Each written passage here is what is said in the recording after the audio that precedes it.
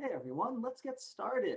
Welcome to CS 2040S, week 12. Can you believe it's week 12? I see a few of you can't, I can't. We are really getting on towards the end of the semester. I was asking people in the archipelago question of the day, the most surprising thing they've learned this semester, and just got the answer that it's already week 12. That is a surprising fact. Lots of other good facts out there, like the mitochondria is the powerhouse of the cell. There must be some joke here that I am not in on, but in fact, really one of those amazing facts. I'm glad that you mastered procrastination, an important skill in life. You'll learn in some more advanced algorithms and data structures that often procrastinating and putting off work you don't have to do now until tomorrow is a great algorithmic strategy. We can prove it in lots of cases, but not always, alas. You should still do your CS 2040S work as soon as possible. What else did we learn this semester? That CS is difficult, that I'm bad at coding, I see, etc. These sorts of comments are actually not a bad thing. It's actually good to learn sort of what sorts of things you're good at, what sorts of things you're not good at, and what sorts of things you should focus on going forward to get better at. Since I know that every single one of you can be good at all the stuff that we are doing in this class. Anyways, and then thank you for the nice complimentary words from me as well. Anyways, so that's let us get started on real content. Back to technical interesting stuff here. 1 second, let me clear off the slide here so we can get going. Okay. 1 second, I am just trying to clear the slide. All drawings, here we go. Okay, good. So we are talking about minimum spanning trees today. Last time, we did a general introduction to minimum spanning trees. Today, we're gonna go into some more algorithmic detail. So here was our general big roadmap for minimum spanning trees. Last time we talked about the basic background, and today we're going to go into more detail on 3 different algorithms for minimum spanning trees: Prims, Kruskals, and Boruvkas. And then we're going to talk about a whole bunch of variations, sort of alternatives and extensions of minimum spanning trees. Okay, good. So last time we talked about the problem itself, basic properties, and a generic MST algorithm. Today, yes, more algorithms. So a minimum spanning tree, what is it? It is simply a spanning tree. That is, there is an edge, it connects all the nodes in the graph together, a tree that connects all the nodes in the graph together, and it is a spanning tree with the minimum weight. The name tells you exactly what it is here. Okay. We talked about the basic properties of a minimum spanning tree. There are no cycles in a minimum spanning tree, much like all other trees. If you cut an MST, the 2 pieces are both MSTs. And then sort of the 2 critical properties that are relevant for building algorithms: the cycle property. For every cycle in the graph, the maximum weight edge is not in the MST. And the cut property: for every cut, the minimum weight edge that crosses the cut is in the MST. Okay? And these 2 properties are perhaps the most important things to know about MSTs. Okay, and from that we derived a generic algorithm, the red rule, blue rule algorithm. The red rule algorithm says, if you have an edge, if you have a cycle, and the cycle has no red arcs on it, then you can color the max weight edge in the cycle red. Wonderful. Then we had the blue rule. If we have a cut in our graph, and there are no blue arcs across the cut yet, then we can color the minimum weight edge across the cut blue. And this led to a nice, simple, greedy algorithm. In which we repeatedly apply the red rule and the blue rule to arbitrary edges until no more edges can be colored. And once we are done, we have found a minimum spanning tree. And any algorithm that you implement that essentially instantiates this greedy algorithm will be a valid MST algorithm. Okay. And today we're going to see essentially 3 different algorithms that all instantiate this greedy general algorithm. Okay. Good. I think that roughly catches us up to where we were at the end of class last time.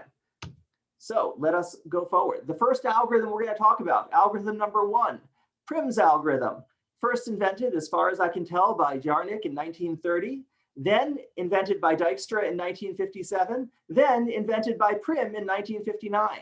And as you will find is often the case, an algorithm tends to be named after the last person who invented it, not the first. You might think about why that is. Anyway, so we know this is Prim's algorithm, despite the fact that it was actually invented earlier by Jarnik, and I believe he was in the Czech Republic. Okay, what is the basic idea behind Prim's algorithm? Well, at all times, we're going to maintain a set of nodes connected by blue edges. Okay, so initially there are no blue edges. So our set is just some arbitrary node A, wherever we're starting. Choose anywhere you want, you can start there. Okay, great. Then at any given time, identify a cut. So we have some set of nodes, S. Identify a cut that separates those set of nodes from the rest of the graph. So in this case, initially, we only had one node, this node A, that was in our set. The cut is just the outgoing edges from that node. So we have found a cut. We find the minimum weight edge across that cut. We know that the minimum weight edge across that cut, in this case, this edge here with weight 3, we know that it has to be in our MST. And so we add that edge to the MST. Okay. We add the new node. Now we've added this blue edge. We add our new node G to the set S, and we can repeat. Okay, good. So that's the entire algorithm. Okay, we're maintaining the set S. At every step, we find a cut. We identify the cut. We find the minimum weight edge across the cut, and we add a new node to S. You should notice instantly this is exactly an implementation of the red rule, blue rule, greedy algorithm. In particular, it focuses on identifying blue edges. And then at the very end, when it's done, it conceptually in your head colors all the remaining edges red. Okay, but at every step, we are identifying a blue edge that crosses a cut. Okay, there is a question in the chat about how many possible cuts there can be, or permutations of cuts can there be. I'm not sure exactly what you want to count. In general, a graph can have a large number of cuts in it, but in this case, there will only be a single cut that separates the nodes S from the nodes V minus S. Okay. In general, there are an exponential number of possible cuts in a graph if you want to enumerate all the possible cuts, but we're not. Luckily, we don't have to do that. Okay. So let us continue with our example. We now have two nodes, A and G, in our set S. We look at the cut, the unique cut that separates A and G from the rest of the graph. We identify the minimum weight outgoing edge across this cut. I think that's going to be this edge 4 here. Let's see if I'm right. Hey, I was right. We add D to our set S, and again, we continue. And again, we identify the minimum weight outgoing edge across the cut. Where's our cut now? I've highlighted in sort of thicker edges here the edges that cross the cut right now, okay? Notice that it might be less obvious which edges cross the cut at this point because they're sort of organized this way. You know, in your head, you might want to reorganize the graph this way, putting all the edges in S on one side, all the edges not in S on the other side, and then, of course, every edge that crosses from one side to the other is crossing the cut. But of course, we don't usually draw things that way. We usually just leave the graph as is, okay? There is a question in the chat. What is the difference between Dijkstra's and this? That's an excellent question. Well, I'm going to come back to it, but I would like you to think about it. So by the time I come back to it, you know what the answer is. There is an important difference. But for now, let us go on with trying to understand the algorithm. And the first thing we need to do to actually instantiate this algorithm is we need a way to find the lightest edge across the cut. So how should we do that, do you think? And this also, as usual, gives us a chance to hop on over to Archipelago, warm up Archipelago, and see how it is working today. The max flow min cut is an algorithm we're not covering in this class, which finds, for example, a minimum cost cut between a given source and destination. Wait till 3230 for a max flow min cut, I believe.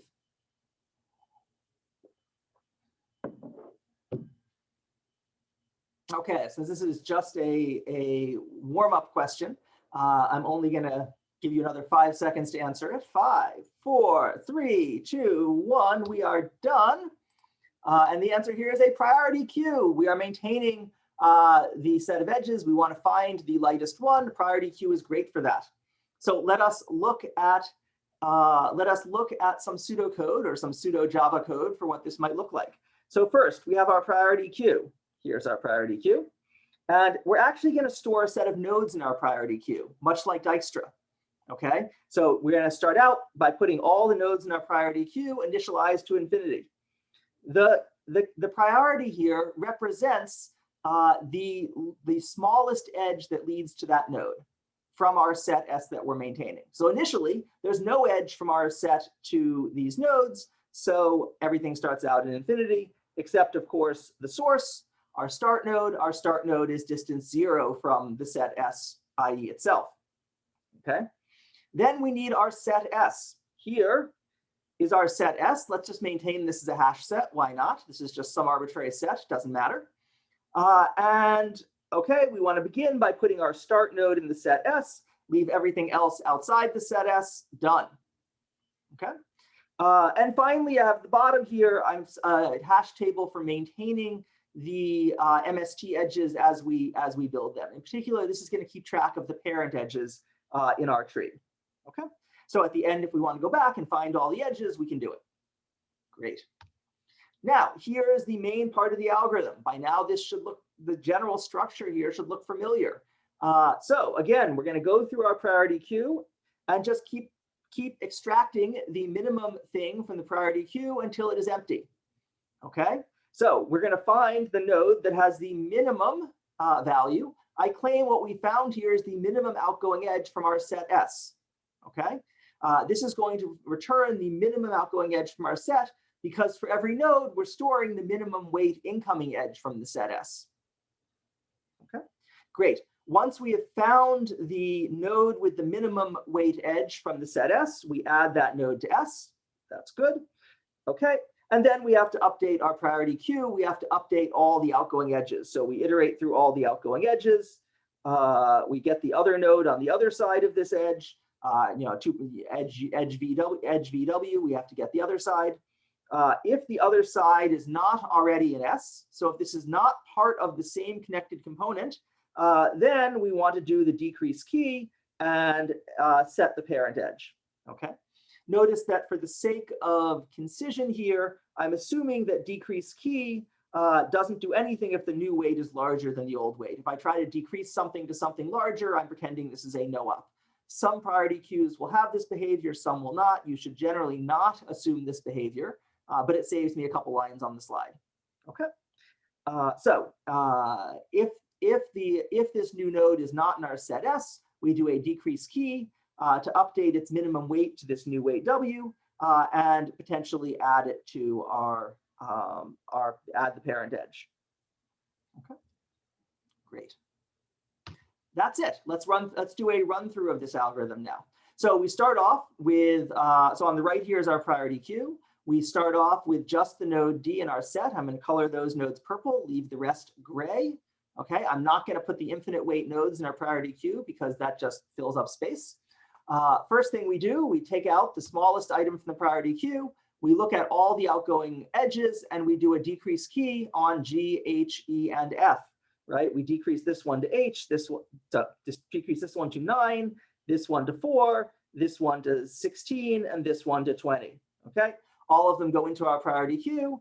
That's it. That's it for this iteration. Great. Next iteration, we're going to take G out of our priority queue, okay? When we take G out of our priority queue, now we have to then, again, relax all the outgoing edges. Here are the outgoing edges we're going to relax. What are we going to do when we relax these outgoing edges? Okay, well, what happens to A? A is going to decrease to 3. E decreases to 6. It used to be 16, now it's 6. B decreases to 7. H decreases from 9 to 8. And F decreases stays the same. F doesn't change at all in this case. Okay, so we have done a decrease key on all of them. So there's a question: why not maintain a priority queue of all outgoing edges from S as opposed to nodes? Well, there tend to be more edges than nodes in a graph, so it tends to be a little more efficient to maintain the nodes, not the edges. Of course, asymptotically, it'll be the same because we're talking about logs, well, there tend to be fewer nodes than edges in a graph. And this just tends to be a nice, easy way to implement this. Another reason, of course, implementing it this way is due to its similarity to Dijkstra's and BFS and all the other algorithms that we've seen. Okay. Great. Let's keep going with our example. So we take out the minimum edge, the minimum weight outgoing edge, which is going to be this edge 3. That means we're going to add A to our set. We're going to relax the edges 5 and 15. Not relax, sorry. We're going to do decreased keys on 5 and 15. And this is what we get. Again, take out the minimum outgoing edge. That gives us H, then E, then B, then C, then F. And all along, we have been storing the parent pointers along the way. So we get these blue edges, which are exactly our minimum spanning tree. OK, great. So this is the MST we end up with. Good. So this is our basic algorithm. Again, at every step, we have a set S. We have a cut from S to not S. Find the minimum weight outgoing edge. Add the new node. Done. And I think it should be, I'm not going to go through a careful detailed proof because I think the proof is sort of immediate. This is just an implementation of the blue rule. At every step, we do one instantiation of the blue rule in that we add a minimum weight edge across a cut. And so it must work. It must inevitably give us a minimum spanning tree. Okay, great. So given that, what is the running time of Prim's algorithm if, say, we used a binary heap to implement the minimum spanning, to implement the priority queue?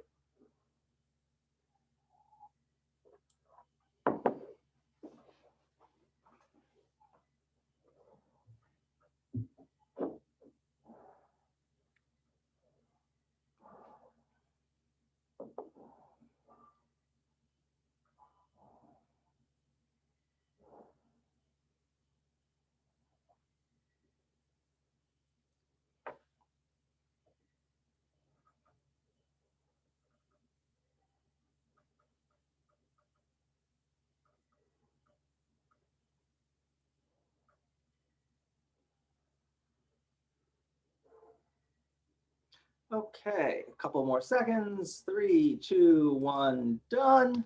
The answer here is order E log V. Okay, and let's think about why that is for a sec. Why it's E log V and not V log E, which was the second most popular answer.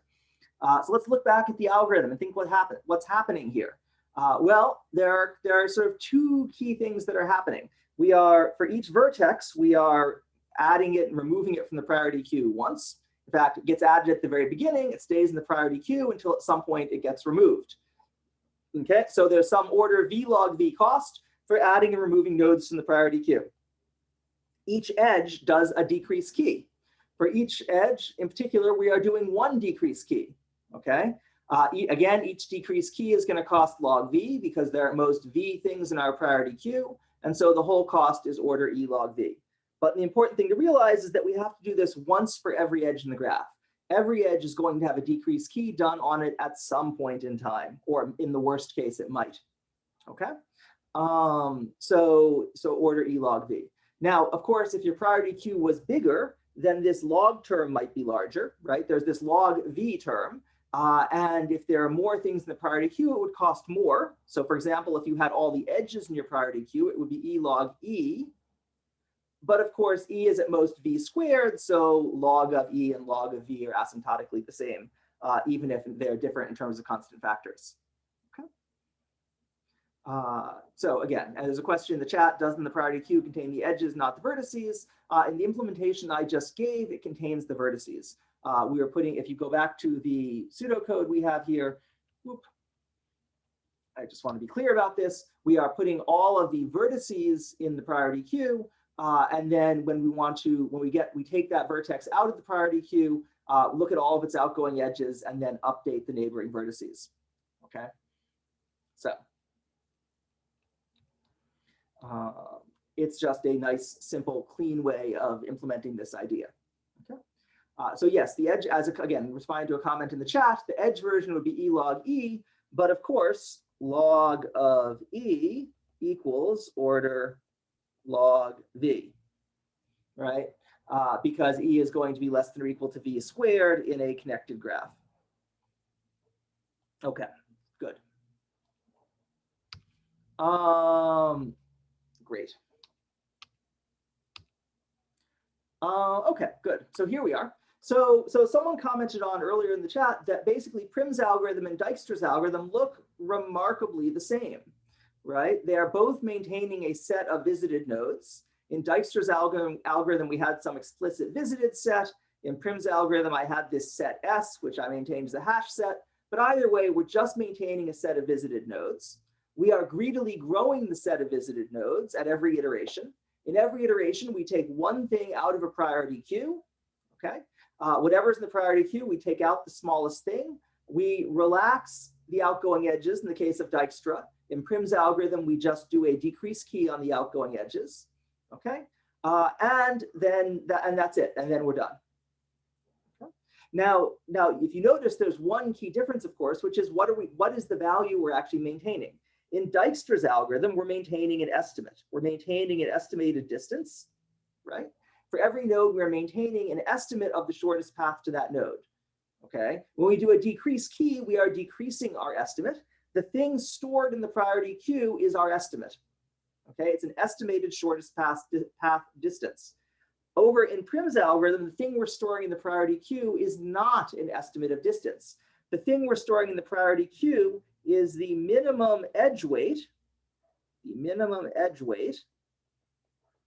from our set S to this node that we're looking at, right? We might have a few different edges from this set. Who knows? Here we go, W1, W2. What we're maintaining is, in our priority queue, is the minimum edge weight that connects you to our set S of visited nodes. That's the thing in our priority queue, not a distance or an estimate. Okay, so this is important because, again, Prim's algorithm is not finding a shortest path. It's finding a minimum spanning tree, so we want minimum weight outgoing edges. Okay, great. Okay, good. And it's important to think, of course, how this changes things, the fact that you're maintaining an estimate versus a minimum weight edge. It changes the way the algorithm works. It changes what you get in the end. Okay, so that is my summary of Prim's algorithm. That is our first algorithm for finding a minimum spanning tree, number one. Now we will move on to our second algorithm for finding a minimum spanning tree, Kruskal's algorithm. Okay. You might, in the sense that Prim's algorithm was the blue rule algorithm, it just keeps doing the blue rule. There's a sense in which Kruskal's algorithm I think of as the red rule algorithm. Okay. Kruskal's algorithm is essentially going to apply the red rule until we eliminate all the red edges. Well, that's one way of looking at it anyways. So here is Kruskal's algorithm. Okay. It was invented, as far as I know, by Kruskal in 1956. I don't have a list of other people who invented it before him. There probably were some, but if you have any good historical references, let me know. So the basic idea in Kruskal's algorithm is we're going to sort the edges by weight from smallest to largest. Okay, so now we have a sorted list of edges, and what we want to do is we want to find out which are the edges that are the heaviest edges on a cycle and which edges are not the heaviest edge on a cycle. That's our goal. Okay, so what do? We just look at the edges in order, one at a time. If the edges are part of the same connected component at this point in time, then we color it red. Okay. In particular, so at any given time, we have some set of edges we've already looked at. I'm going to color the edges we've already included so far blue. Okay. And we look at some new edge. If that new edge connects two components in this blue tree that we're looking at so far, then it must be the last edge on the cycle. So for example, imagine I'm now looking at this edge here, right? And notice I've already looked at these three edges here. If I've already looked at these three edges here, they must be lighter because we're looking at them from smallest to biggest, okay? So this edge closes a cycle. The other edges in the cycle must be lighter. Thus, this must be the heaviest edge in this cycle. And so clearly we should color it red. Okay. Otherwise, if it doesn't close a cycle, if it isn't the heaviest edge in the cycle, then we color it blue and we keep going. Okay. There we go. Here's an example of some red edges. Again, each of them being the heaviest edge in a cycle. Okay. Great. So what data structure do we use to do this? Union find. We just studied union find last week. Union find is quite useful for implementing Kruskal's algorithm. Basically, it's easy to use union find to maintain the connected components, to decide whether two edges are part of the same, two nodes connected by an edge are part of the same connected component or not. Okay, so here again is our Java, our nice little Java pseudocode.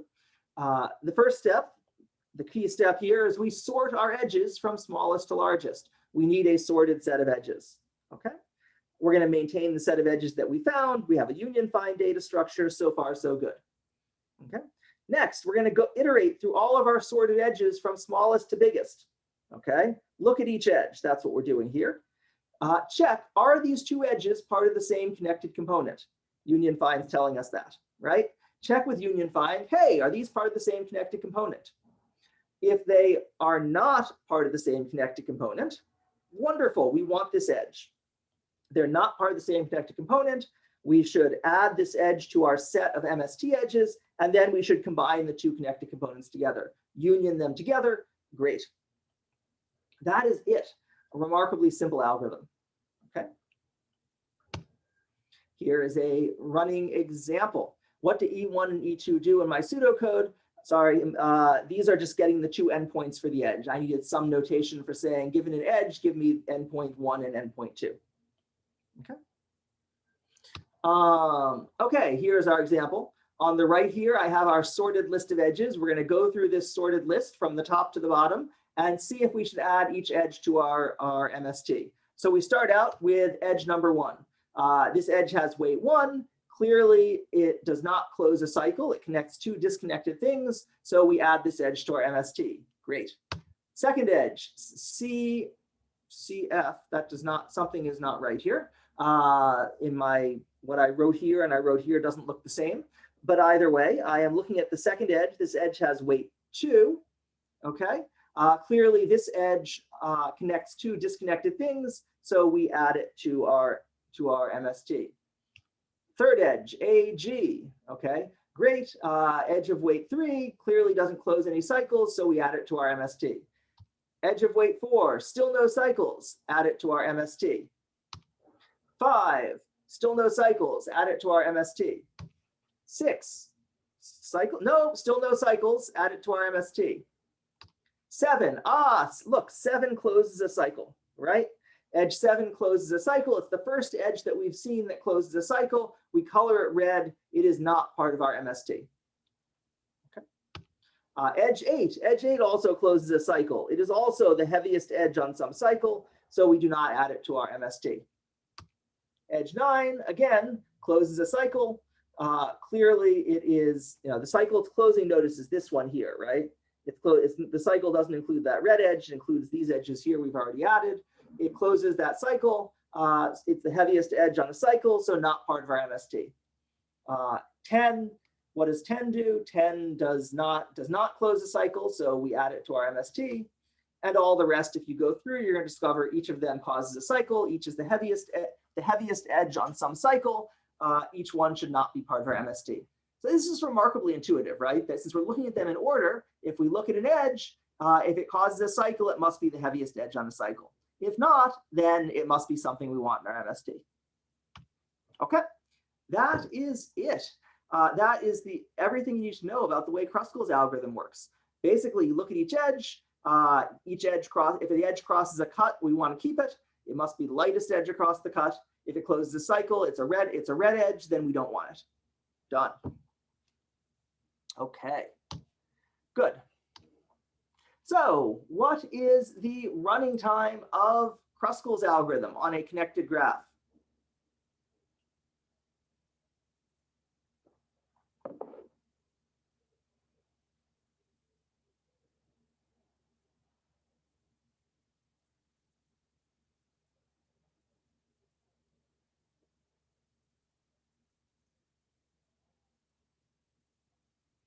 Comment in chat about it depends. I want the worst case running time. In general, it always depends, but I want the worst case running time. What sorting algorithm? We're using merge sort.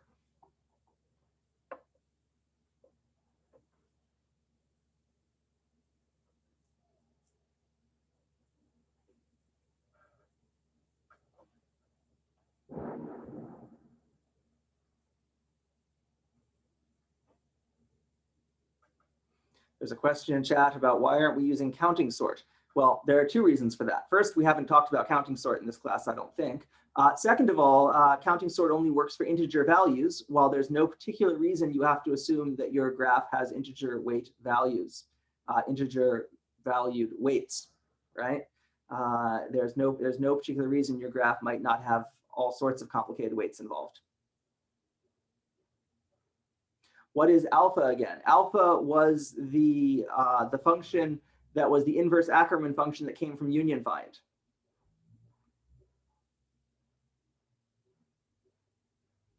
So technically, of course, I should have written this as alpha of n, as in alpha is a function of n here, but close enough.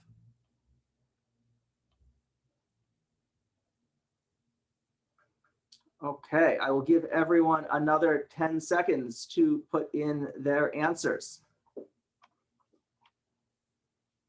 Okay, 5, 4, 3, 2, 1, done. Yes, n is the number of vertices.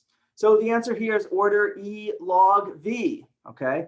And in particular, what's really causing that, if you think about it for a sec, is the sorting, right? Notably, the first step of Kruskal's algorithm is to sort all the edges. That takes order E log E. And as we talked about a few seconds ago, since E is at most V squared, this is the same as order E log V. Okay, so that's the expensive part of this algorithm. Once you have finished sorting, going through and just checking all the edges, well, each of them costs alpha of n or alpha of v. And so the total cost is going to be order E times alpha. Okay. There's a question in the chat, can we assume log E equals log V? This is not an assumption. This is based on the fact the graph is connected, that in a connected graph, E is less than V squared, okay? Is a fact of connected graphs. Good. So if order E log E had been an option there, it would have been a correct answer, yes.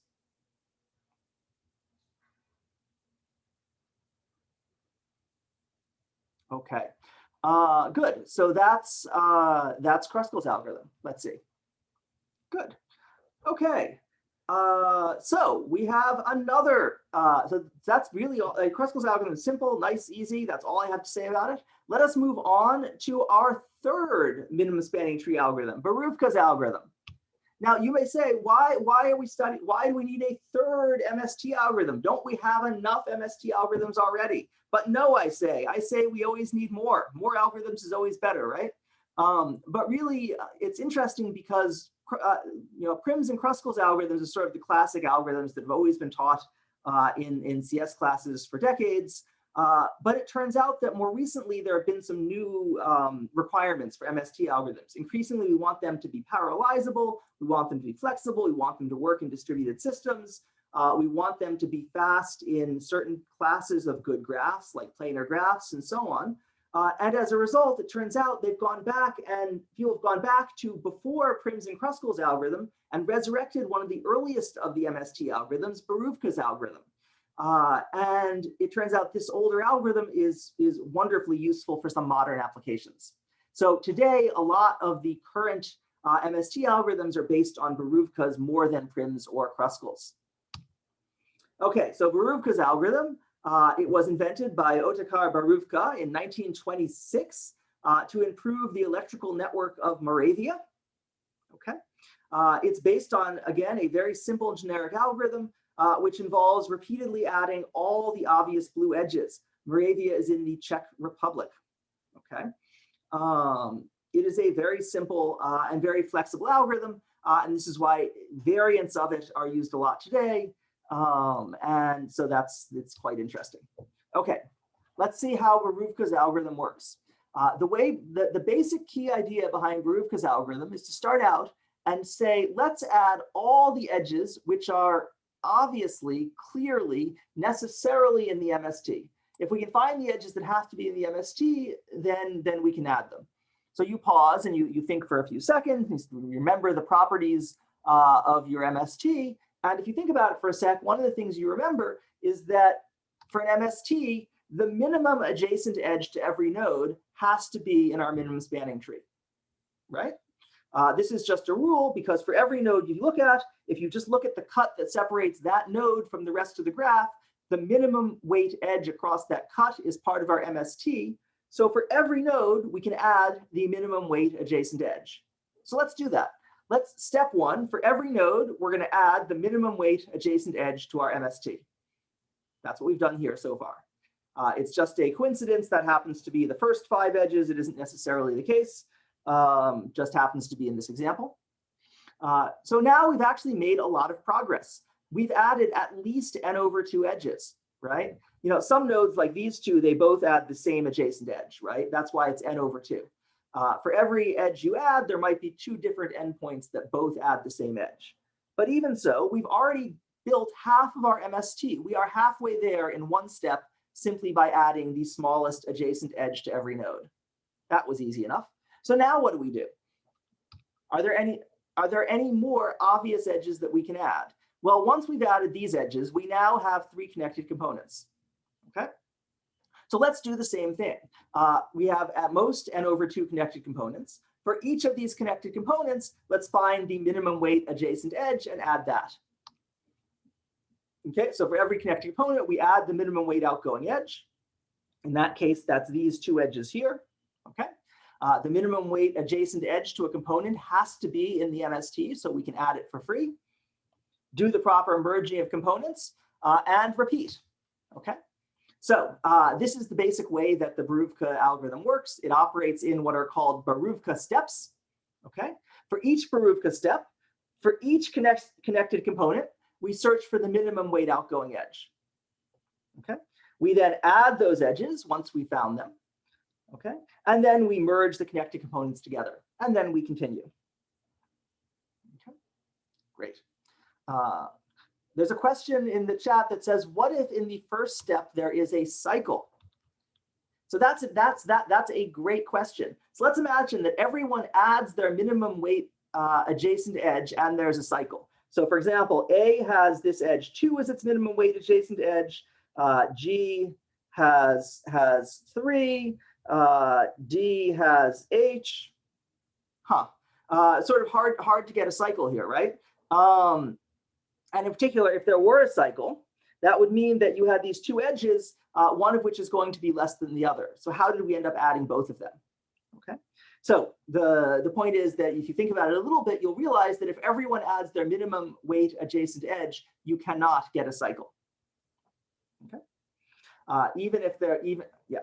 If they're non-unique weight edges, someone just asked in chat, then you have to break ties in a consistent fashion, right? You do have to make sure that that you break ties consistently. Okay, great. So let's see. So here's the Boruvka step. Let's see how we can implement this Boruvka step. Okay, great. Step 1. Initially we create n connected components, 1 for each node in the graph. Okay. Now let's see how to do a Boruvka step. So the first thing we need to do for each connected component, we need to search for the minimum weight outgoing edge. Well, how do you do that? The easiest way you can do that is a depth first search or a breadth first search. Either way, you are just enumerating just going through and checking all the nodes and looking for the smallest edge that goes out of a component. Okay, good. So you can imagine that you have some sort of table like this that lists each of the connected components. And for each connected component, as we're doing our breadth first search or our depth first search, we just keep track of the smallest edge we have seen that has 1 endpoint in that component and 1 endpoint outside of that component. Okay. Great. And every node is labeled with its component. Notice that I've labeled H is in component 1, C is in component 3, B is in component 2. Every node is labeled with a component ID. Okay, great. Once we've done our depth first search or breadth first search, we found the minimum weight adjacent edge. Okay. We want to add these selected edges and merge the connected components. So how do we do that? Well, to merge the connected components, what we're going to do is we're going to look through our connected components. We now know which things need to be merged, right? We're merging 1 and 2, we're merging 1 and 2, we're merging 2 and 3. We have a set of components that need to be merged. Okay, great. And then once we're done, so first thing we do, we figure out which components are being merged. Okay, then we decide which way are we going to do the merging. Are we going to merge 1 and 2 into 1 or 1 and 2 into 2? Okay, and good. So once you decide that, in this case, we're merging them each into 1. Notice that this is in some sense a very small check of connected components, right? Because notice what happens in this example, 1 and 2 and 1 and 2 and 2 and 3, they all end up merging into a single component. Okay, so what you're doing is a small connected component algorithm on the components to see what you end up with after they merge. Okay, once you're done with that, fine, then you have to go through and update all the nodes and give them their new proper connected component name. Okay, so what is one Boruvka step going to cost? Well, for each node, we have to store a component identifier, that's order V. We have to do our breadth first search, that's going to be V plus E. And then at the end of every step, we have to scan every node and update the component IDs and do all the proper updates. That's another order V. So the total cost of a Boruvka step is just going to be order V plus E. And really, the most expensive part of that is finding the minimum weight outgoing edge from each component. That's going to be the hard part here. Okay, great. Another way of thinking about this, by the way, is it's often described not like this, the way I've described it here in terms of DFS and BFS and graphs. People often describe it like this, where what's happening when you add a set of edges is you are contracting the nodes. So imagine that I decide to add these blue edges here, which cause these red nodes to become connected in a single component. One way you can think of that is that these red nodes are being contracted into a single node over here that represents the connected component. And the green nodes get compressed into a single node here that represents the connected component, and the blue nodes get merged, compressed over here. And that leaves us a new graph of the connected components on which we can repeat the iteration. Okay, so this is another way to think about implementing Boruvkas, is not in terms of DFS or BFS, but in terms of edge contraction, in terms of contracting the connected components into individual nodes that represent the connected components. Okay, and this is often a nice, and then in that case, it's even cleaner because at every step, you're just finding the minimum weight outgoing edge for each node in the graph. Okay. Someone in chat says there's a missing edge. That's certainly plausible that I'm missing an edge here in my edge contraction. I'm not sure which edge is missing. 13, where is 13? The 13 should connect E and F. Yes, it looks like there should be an edge 13 here. Good, thank you. Don't you have to check all the edges to come up with that? Well, when you're building the contracted graph, you can keep track of the edges at the same time. It ends up being the same cost, right? It's still going to end up costing the same sort of order E plus V once you're going through things. It's not actually going to result in huge speed ups here. Okay. Good. So each Boruvka step costs order E plus V. Okay. Initially, you start with some number of components at the beginning of your Boruvka step. You do your Boruvka step for time order E plus V, and when you're done, you've added at least K over 2 edges, right? For every component, you add 1 outgoing edge. Sometimes 2 of those edges overlap. Again, there still can't be cycles for the same reason as before, right? For the same reason as we said in the beginning, you can't end up with any cycles this way. You will have at least K over 2 edges that you have added. And that's going to reduce the number of connected components by a factor of 2. Okay, so each Boruvka step is order V plus E. You keep on doing Boruvka steps until you are done, until there's only 1 connected component for the whole graph. Once you have a single connected component, your algorithm is done. So how many Boruvka steps do you need Okay, k over 2 components merge, fine. At most, k over 2 components remain. So good. So the question becomes, how many Boruvka steps do you need in order to finish the algorithm? Well, at every step, you are halving your number of connected components. And so after log v Boruvka steps, you will be finished. Okay. Great. And so the running time ends up being order E log v, just like the other algorithms we have looked at so far. Okay. And again, this is true even if you implement it in terms of contraction versus DFS, BFS, either way, it's going to end up being the same order E log v. Okay. There's a question, I'm looking at the questions in the chat. If you add at least n over 2 edges, is there a worst case where you add only n over 2 edges per step? Yes. So certainly it can be the case that at every given step, every 2 components choose the same edge, right? 2 components are always going to choose the same edge. This component chooses this one chooses this one, and so you only end up with n over 2 edges chosen. That's right. Okay. There's also a question about what if you're running the algorithm on a tree? And on the one hand, the answer to that is, well, there are 3 answers. 1, it works fine. 2, it's not super interesting because if you're on a tree, you end up with a tree. And 3, it turns out, I'm trying to remember what it is. There actually is an interesting algorithm out there that runs Boruvkas on a tree and looks at the order the edges are added for some reason. And I don't remember what algorithm that is. I'll have to think about this. There was some interesting, complicated algorithm that used Boruvkas on a tree in some interesting way because it cared about the order that Boruvkas would have chosen to add the edges. Anyways, this is all on the side. There's a question, is the expected time very different? Well, so far, there's no randomization. This is a completely deterministic algorithm, at least if your sorting algorithm is deterministic. Oh, sorry, this is Boruvka's. There is no randomization. This is a purely deterministic algorithm. Okay. As an aside, by the way, I was saying that one reason we like Boruvka's is it works well in distributed and parallel systems. You can get very good performance out of it in practice. One reason for that is that Boruvka steps, if you think about them, have a lot of parallelism in them, right? Each component can search for its own minimum weight outgoing edge in parallel. You can find a lot of edges in parallel, okay? The only bottleneck is the merging, right? When you merge components, there's a bottleneck here. But aside from that, almost everything else can run in parallel. And so you get a lot of nice parallelism and very good performance out of variants of Boruvka's algorithm, interestingly enough. Okay. So I think that is the main thing I have to say about Boruvka's algorithm. Let me see. Yeah. So again, keep in mind, the concept is very simple. All we are doing at every step is just adding the minimum weight outgoing edge from every component. A nice, simple idea that leads to a nice algorithm. Okay, good.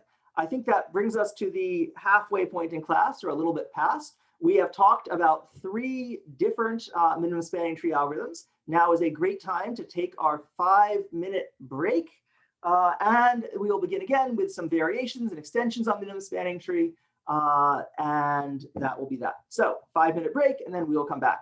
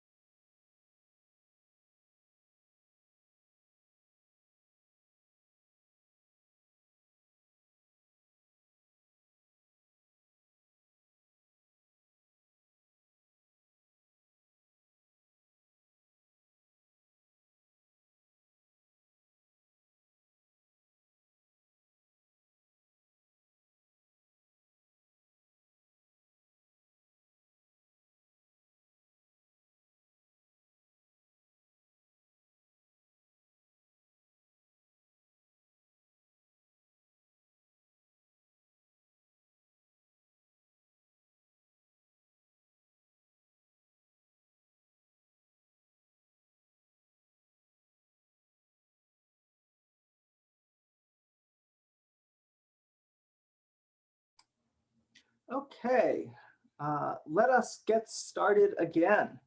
Hexagons are the bestagons, says someone in chat. Excellent. Okay, so as I was thinking about it, I decided I hadn't explained very well why you couldn't get a cycle when you are doing a Boruvka's type algorithm. So I just wanted to draw a little picture to illustrate. Thanks for the little party hat on the 9. I just wanted to draw a little picture to illustrate why you really can't get a cycle. Okay. Imagine that you're sitting here, and this node here chooses the minimum weight outgoing edge. Every node's going to choose its minimum weight outgoing edge to add. So let's imagine that this node here adds this as its minimum weight outgoing edge. Great. And now this node here, it adds 7 as its minimum weight outgoing edge. 7 adds 5, 5 adds 3, 3 adds 1. And then in order for there to be a cycle, then 1 has to add this node here, has to add this node here as its minimum weight outgoing edge. Okay, so what does this have to be? Like -3 or something. Oops, negative numbers, but don't worry about that for now. So I should have chosen numbers bigger than 1, but it doesn't matter for this example. So that's the only way this edge can get added is if this here is less than 1. But how did that happen? Yeah, I could have chosen 0. That's fine. How does that happen? Like basically, if this had been 0 or -3, this node that we started with wouldn't have chosen 9 as its minimum weight outgoing edge. Notably, you can follow a path along minimum weight outgoing edges that have to be decreasing, right? Or at the very least non-increasing, right? This is why if you of course have the same value, you have to choose consistently, right? But as long as values are distinct, you just can't get a cycle because this is a decreasing path. Okay. And this is also why exactly if you have edges that are the same weight, right? If we allow these all to be 1, we need some automatic way of breaking ties, right? So if you have edges 1, you should think of this as edge. Let's say these are U, V, W, and Z. This node is really 1, and it connects U to V. And this node is 1, and it connects U to Z, and so on. For every node, you can annotate it with a name, and then just choose, and then now we have unique edges. Now every edge has a unique name, and we can just sort the edges lexicographically and choose properly in a way that breaks ties. Okay? Good. So the point is that you can't, if everyone chooses their minimum weight outgoing edge, you cannot end up with a cycle. If all the edge weights are distinct, that's sort of obvious, because if you did end up with a cycle, then you would follow a decreasing path and end up back where you started. And unless you are in Escher world, that can't happen. If all the edge weights are the same, you should break your ties in some consistent fashion, and you're back in the same situation. Okay, great. I wanted to just sort of mention that again, since I thought I hadn't explained it very clearly. Okay, good. Let us now go on, though. Let's see if I can clear the screen. Okay, let us go. Let us go on. Okay. So this is where we are at so far. We've been looking at minimum spanning trees. We have looked at 3 different classic greedy algorithms. Order E log V is the running time for all of them. If you are curious what the best known deterministic minimum spanning tree algorithm, it was invented by Chazelle in 2000. It runs in order m times alpha time, where alpha is the inverse Ackermann function. And this is the best known solution right now. It uses something called a soft heap, which relatively few people that I know understand the exact properties of a soft heap. It is a wonderfully complicated data structure that has this very interesting approximate heap order property to it. And it turns out to be just what you need to make a minimum spanning tree work. M is the number of edges, N is the number of nodes in the graph, okay? This is E, this is V. Sorry for the change in terminology. Anyways, so this is the best known algorithm. It remains a major open question to come up with an order M deterministic minimum spanning tree algorithm. It'd be a great challenge to work on. Solve that problem, and you will be famous among a certain set of algorithms people who care about such things. Okay, great. Now, it does turn out that we do know a randomized minimum spanning tree algorithm that runs in order M time. This was invented by Karger, Klein, and Tarjan. Yes, that's the same Tarjan we talked about before. Karger, Klein, and Tarjan in 1995 came up with a randomized minimum spanning tree algorithm that was, interestingly enough, the key insight for this algorithm actually came from an earlier paper by Dixon, Rausch, and Tarjan on how to verify an MST. Let's imagine that all you want to know is, here is my MST. Tell me if it really is a minimum spanning tree. That in itself turns out to be hard to do in order M time. And building on that, they were able to come up with this really beautiful randomized algorithm in 1995. Okay. This is a wonderful algorithm, but a little bit beyond the scope of this class. Okay, good. So you might say, by the way, what is the randomized part? This is actually it's a fascinating thing, because the randomization is quite simple. Basically, you're flipping a coin to decide whether to partition your edges into two sets. You flip a random coin with probability, say, 1/2, to divide your edges into two sets, and then you recursively find MSTs, eliminate the rest of your edges, merge things together. It's a beautiful divide and conquer algorithm where the main randomization is flipping a coin to decide which edges to include. A beautiful algorithm, but that's it. There's a question in chat: Isn't M times alpha practically M? Yes, but that doesn't. From a theory perspective, we want a linear time algorithm.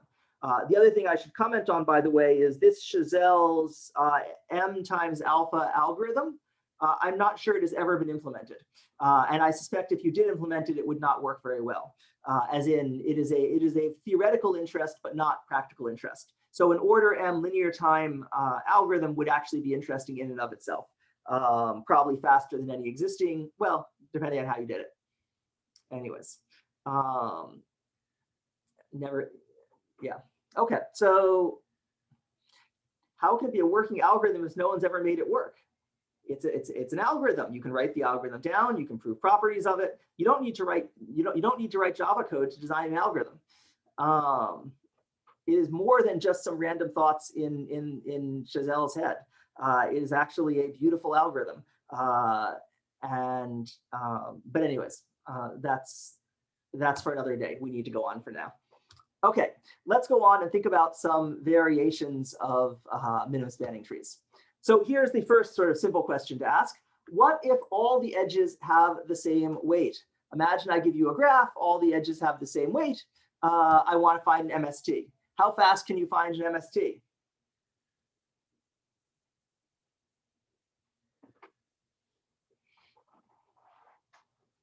Someone in chat says we should implement Chazelle's algorithm in PS8. That would be a wonderful idea. I'll have to ponder that one. I'll take it under consideration. Thanks for the idea.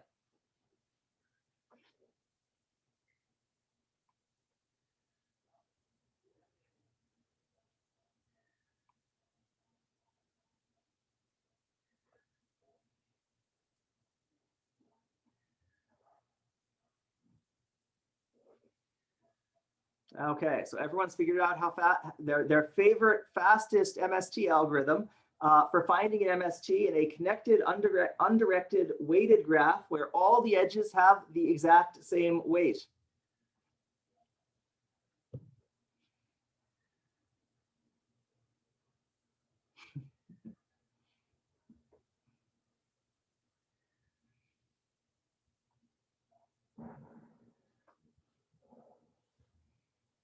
Okay, I will give everyone another 5 seconds. 4, 3, 2, 1, done. It is order E. Okay, good. Why is it order E? Well, let's think about this for a sec, actually. So it's order E because all the edges have the same weight. You can just use a depth first search or a breadth first search to find a spanning tree, because every spanning tree is going to be a minimum spanning tree. So all you need to do is find any spanning tree. Okay. Why isn't it order V? Because you might need to check all the edges to make sure you've actually visited all the nodes, for the same reason that breadth first search and depth first search are not order V. Here's another question while we are at it. If all the edge weights are 2, what is the cost of your MST?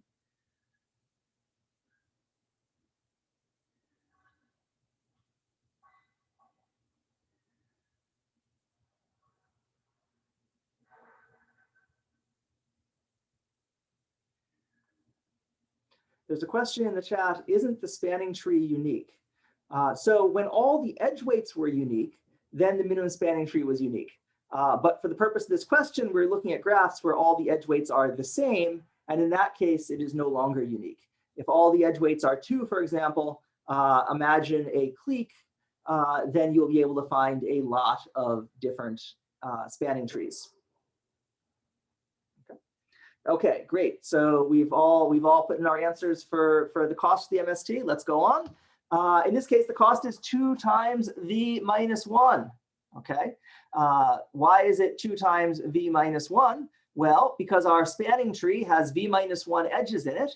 Every spanning tree has v minus 1 edges in it. And each edge has weight 2, so it's 2 times v minus 1. Okay. So if all the edges have the same weight, it's easy to find an MST. You can just use depth first search or breadth first search. Your MST contains exactly v minus 1 edges. Every spanning tree contains exactly v minus 1 edges. This is easy. Okay, great. Let us go on. Let's say instead I look at an MST where all the edges have weights from 1 to 10. Can you come up with a Kruskal variant that works faster than general Kruskals in this special case where all the edges have weight from 1 to 10? There's a question in Archipelago that lets you put in some answers there.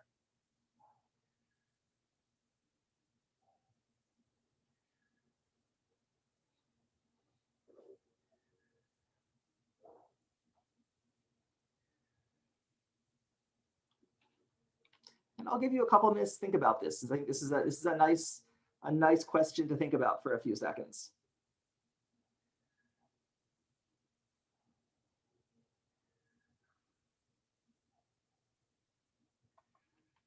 And unlike Chazelle, I'd like you to think about how you would actually implement it. How would you actually go about making this work? What data structure would you use?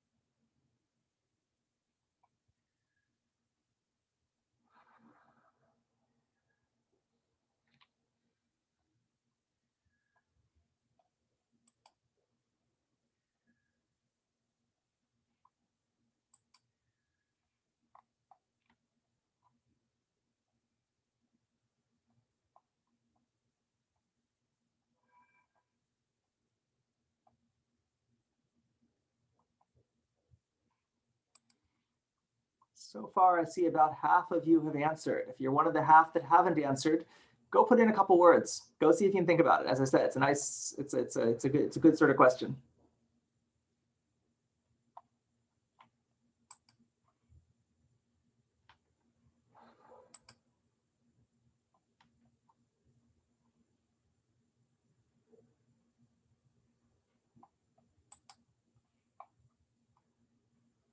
Okay, I see lots of answers. Let us go on at this point.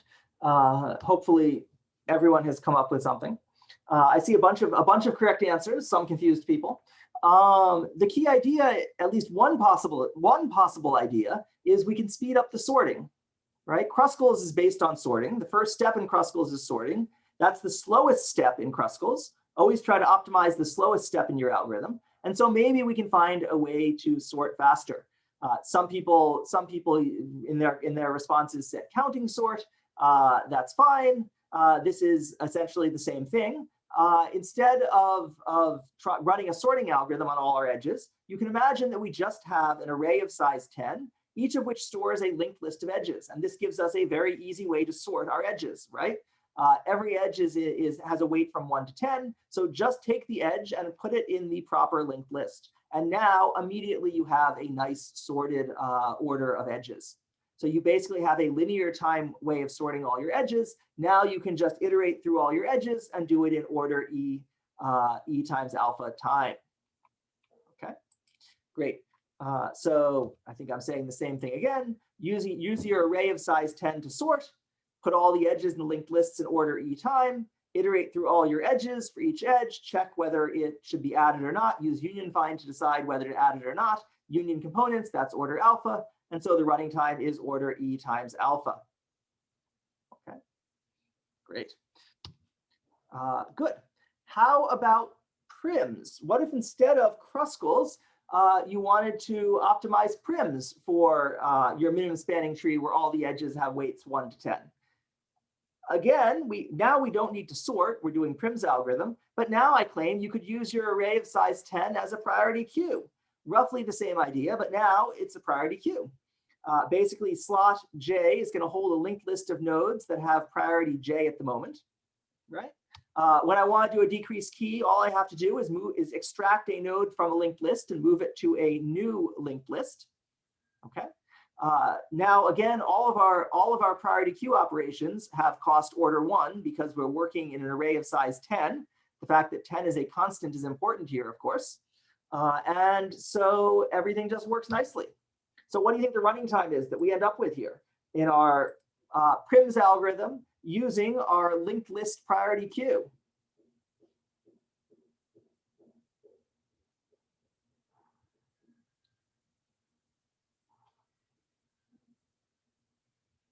On a connected, weighted, undirected graph where all the edges have integer weights between 1 and 10.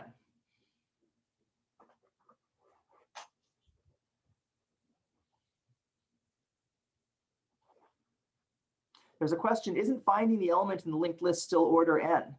Same issue you have with all priority queues. You need to find the element in your priority queue. So you need some separate hash table or a pointer into your priority queue that finds the element in question. Same problem with a heap, right? When you want to do a decreased key on a heap, you need to find that element in the heap. You need a pointer to that item. Okay, and typically in something like prims or Dijkstra's, each node will actually store a pointer into the priority queue for the item that you need. Okay, same exact issue shows up. Basically, anytime we're using a priority queue, you need some way to find the item you want in it. Okay, any more guesses as to the running time of prims with our modified priority queue? Okay, let us go on. It is going to be order E in this case. Basically, all of our priority queue operations are now cost order 1, so everything is easy, right? We're using an array to implement our priority queue. Insert just is putting a node into the correct list.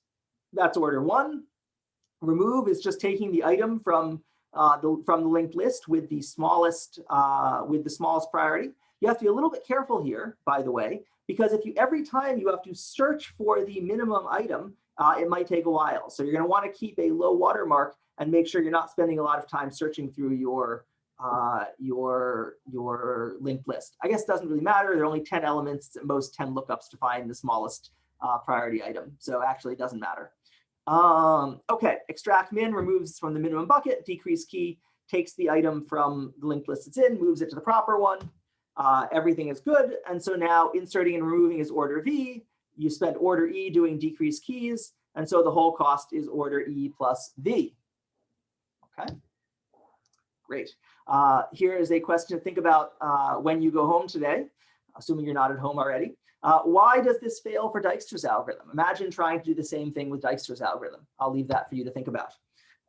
Okay, let's keep going. How about directed minimum spanning trees? I said at the very beginning that directed trees are much harder when we're talking about minimum spanning trees. And the first reason that it's harder is you have to figure out what do you mean by a directed minimum spanning tree. What does a spanning tree even mean? It's not even clear there's going to be a spanning tree across directed edges, right? So let's for now imagine what we want is a rooted spanning tree. We want a single root from which you can reach every node in the graph. Okay, so every node is reachable on a path from the root with no cycles. This seems like a reasonable goal for a directed spanning tree. Okay, might not exist, of course. Your graph might not actually have this. But if it does, let's say you want to find this. Okay, this is actually a much harder problem. In particular, the cut property doesn't hold. The cycle property doesn't hold. The generic MST algorithm does not work. As an exercise, go ahead and draw yourself a directed graph where the cut and cycle properties don't hold. Okay, it's just nothing we've talked about works. It's a much harder problem. Okay, there is a special case though, which is not so hard, which is the case with a directed acyclic graph that only has a single root. Okay, so imagine you have a directed acyclic graph with a single root. In this case, I claim there is a super simple algorithm, mainly the simplest algorithm you can come up with. Okay, but again, only in the special case, directed acyclic graph, and your whole thing only has a single possible root. What's the algorithm? Here is the entirety of the algorithm. For every node except the root, and there's only one, add the minimum weight incoming edge to that node. That is it. You do that, you have found yourself the only possible directed minimum spanning tree in this graph. Isn't that nice? Well, why is that? Well, I mean, we know that there are no cycles since it's a directed acyclic graph. Okay. We also know that each node only chooses one incoming edge. So each edge is chosen only once. Okay. We know that every node chooses a unique edge. So we have v-1 edges.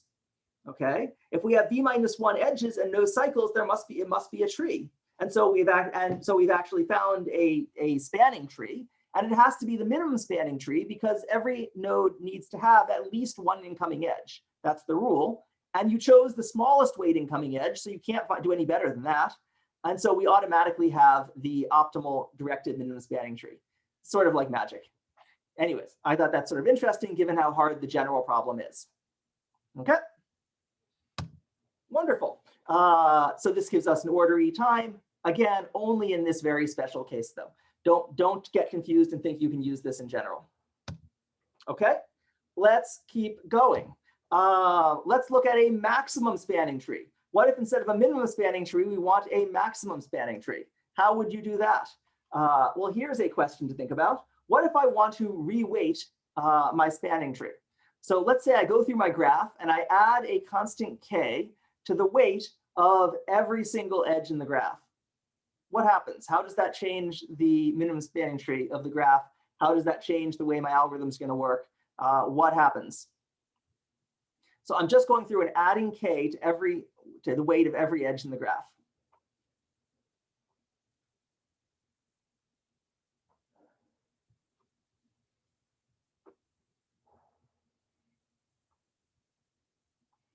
There's a question in chat about why you have to have one root, because otherwise you could end up with two disconnected rooted trees.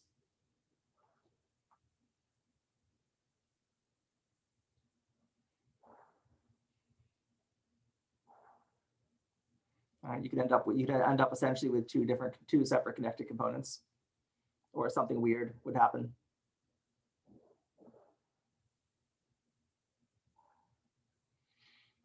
Okay, let's go on since we don't have a huge amount of time here. What I wanted you to think about here was if we're adding a constant k to the weight of every edge, the amazing thing is nothing changes at all. If I want to find a minimum or a maximum spanning tree, nothing actually changes because we don't care about the length of paths. All we care about is the relative weight of edges. Okay.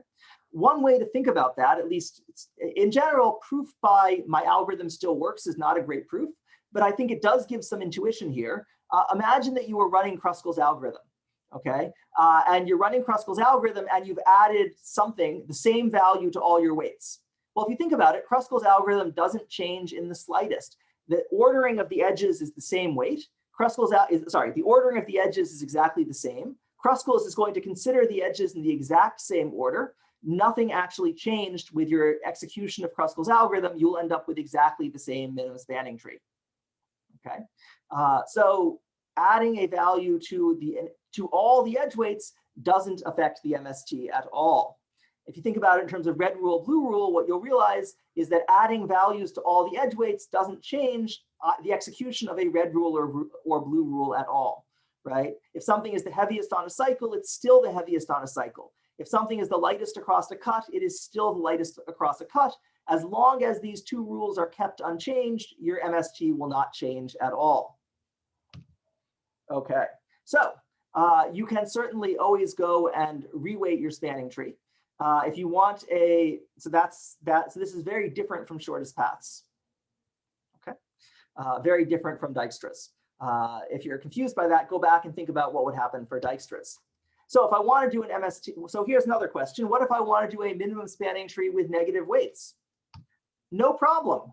You can think of it either way. One way you can think about it is just you have negative weights, you reweight the MST by adding a large enough value to each edge so it's positive, and find the minimum spanning tree. Okay, so negative weights, no problem at all. Actually, you don't even need to reweight if you have negative weights. All you need to do is look at the relative edge weights and run your same algorithm. Negative weights just don't cause any issue for minimum spanning trees. Unlike shortest paths, negative weights don't have any impact here. All that matters is the relative weight of the edges. Okay, so now I want a maximum spanning tree, a spanning tree of maximum weight. How do I find that? Well, that's easy. I just multiply each edge weight by -1 and run your favorite MST algorithm. The MST that is the most negative is actually the maximum weight spanning tree. That's easy. Okay. Alternatively, if you like, you can just run Kruskal's in reverse, or you can run Prim's algorithm in reverse. You can just modify the directionality of both Prim's and Kruskal's or Boruvka's and get the right thing anyways. Okay. So it doesn't, basically maximum spanning tree is easy. Okay. Good. So we have time for one last thing. How about, here's probably the biggest generalization of minimum spanning trees we're going to talk about today, what's called the Steiner tree problem. What if I want to find the minimum spanning tree for a subset of the vertices? So in this example, I only want to find the minimum, I have a bigger graph, but I only want to find the minimum spanning tree that covers these 4 nodes. I don't care about anything else. Okay. So here is one idea. You could just use the subgraph. You could just use the edges that are part of the subgraph, and you would get this type of minimum spanning tree. Or I could use some of the other edges, like I can use this node here, G, and I can get a smaller minimum spanning tree, right? So either way, the goal is you want to come up with the best tree that spans the required nodes, H, A, D, and E, that minimizes the weight of the edges. Feels basically like the same as minimum spanning tree, right? So this is known as the Steiner tree problem. The Steiner tree problem, you have required nodes, that's these ones that I've colored purple, and you have what are called the Steiner nodes. Those are the extra ones over here that are optional. You can use a Steiner node, you cannot use a Steiner node, up to you. Your goal is just to span the required nodes. Okay, great. So here are some things that don't work. Just calculating the MST is not going to work, right? What do I even mean, just calculate the MST? You can imagine trying to just calculate the MST with no Steiner nodes, for example, here, but that's not going to be optimal because in this case, it's off by, this edge is expensive. There's a much cheaper spanning tree that uses the extra Steiner node. On the other hand, just calculating the MST of the entire graph doesn't work, because you might end up, here I happily find this MST over here that uses all of these edges, but clearly that's not optimal. There was a much better spanning tree that just used these 2 nodes here. So you can't look at all the nodes. You can't look at just the required nodes. Neither of these things will quite work. And it's, it feels like something should work, but it turns out this is an NP hard problem. Okay. It turns out this is a harder problem than it might seem at first. It's kind of only a little bit harder than MST, but actually, no, it's a lot harder than MST. There is no efficient polynomial time algorithm for this unless P equals NP. And alas, we are not in this class today going to solve the P equals NP problem. I know, I'm sorry. We're not going to get to that today. So we're not going to be able to come up with a efficient polynomial time algorithm. Okay. The good news, though, is there is a very simple and efficient approximation algorithm. So we're getting to the end of the semester, so I can talk about things like this. This is sort of a preview of some stuff you might see later. What do I mean by an approximation algorithm? I mean something that will give you something that is almost as good as the best minimum spanning tree. So for example, you might get something that is within a factor of 2 of the optimal minimum spanning tree. Okay. Okay, so optimal is the best thing you could find. Alas, that might take exponential time to find. It's an NP complete problem. So we run our special algorithm, our Steiner MST algorithm. It returns us some tree, and the guarantee is that we're going to be less than 2 times the cost of the best thing. So it's not the best, but it's close to the best. Okay, great. So here an example, the optimal Steiner tree might have cost 50. Our algorithm will always output a solution with cost less than 100. Right? Seems reasonable, right? Okay. Good. I'm just seeing if there are any questions in the chat, as in we got the subgraph. You're given as input the required nodes and the Steiner nodes. You know which is which, and you're supposed to find something that spans the required nodes. That's the goal. Okay. So let me give you an algorithm then. Okay. Here is a nice simple algorithm. There are going to be a few different steps, and it combines a few things that we've learned so far this semester, which I like.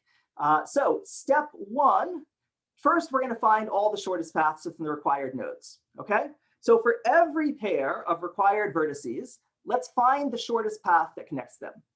You can do this by running Dijkstra v times, or you can wait until next class where we talk about all pairs shortest path.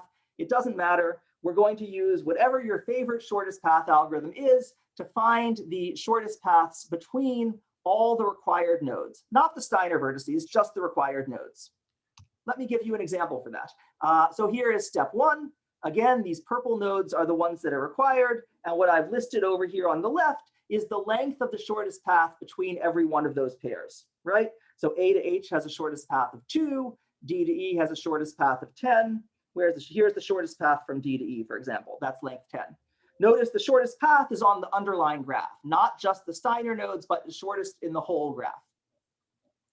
Okay, step 1 is easy, right? Great. Step 2, let's construct a new graph just on the required nodes using the new edge weights that we've just found. Okay, so every edge is the shortest path that we've just discovered. Again, let me give you an example. So I'm building this new graph over here that just has in it the 4 nodes we care about, A, H, E, and D. That's it. Only the required nodes. And when I want to figure out what is the edge weight, it's a complete graph. Every pair of nodes has an edge between it. And when I want to find out what is the edge weight for this edge here, I go back, I look at my previous table of shortest path distances, and I discover that should be 9, right? The shortest path here is 9, so this edge weight is 9. Okay, again, so far it's easy. We've identified our required nodes, we found shortest paths, we build a new graph. Good? Okay, great. Step 3, we run our minimum spanning tree algorithm on the new graph that we've just built. Use Prims, Kruskals, Boruvkas, I don't care, use your favorite MST algorithm on this new graph of the shortest paths. And this will give us some edges on our new graph. So up here, we had our new graph. We ran our MST algorithm on that graph. It returned these 3 edges. This happens to be the MST for this graph that we've built. Okay, again, quite easy, right? The last thing we have to do now is we have to map these edges back down onto the original graph. That's our last step. Okay, so last step, we need to, for each of the edges that we found for our MST, we need to take all the edges in the path in the original graph. So again, going back to our example, this edge AH is part of our MST. I look down here and I add AH to our MST. This edge AE is part of our MST. So I add the shortest path from A to E. That's this path here. So I add these edges to our MST. AD is part of our MST. And so I add the shortest path from A to D. That's this here. Okay. If there are any cycles that get added, you should remove them at this point. And then you have a spanning tree, a Steiner tree for our original graph. And that's it. That's the whole algorithm. Okay? Done. So here's what I like about this. This is solving a much harder problem, but it just uses the pieces we already know. First, we find the shortest paths, then we run an MST, then we map things back. We have a new spanning tree. One thing to be aware of is this does not guarantee that we're going to find an optimal Steiner tree. Don't be convinced that we've just solved an NP-hard problem. We have not solved an NP-hard problem. This is not going to give us an optimal Steiner tree. Here is just sort of a simple example for why it won't. Let us run this algorithm on this nice simple graph I have down here. Here's a 4-node graph. Let's run through our algorithm. So step one, we're going to come up with the all pairs shortest paths. That gives us the shortest paths are these three edges here. Okay.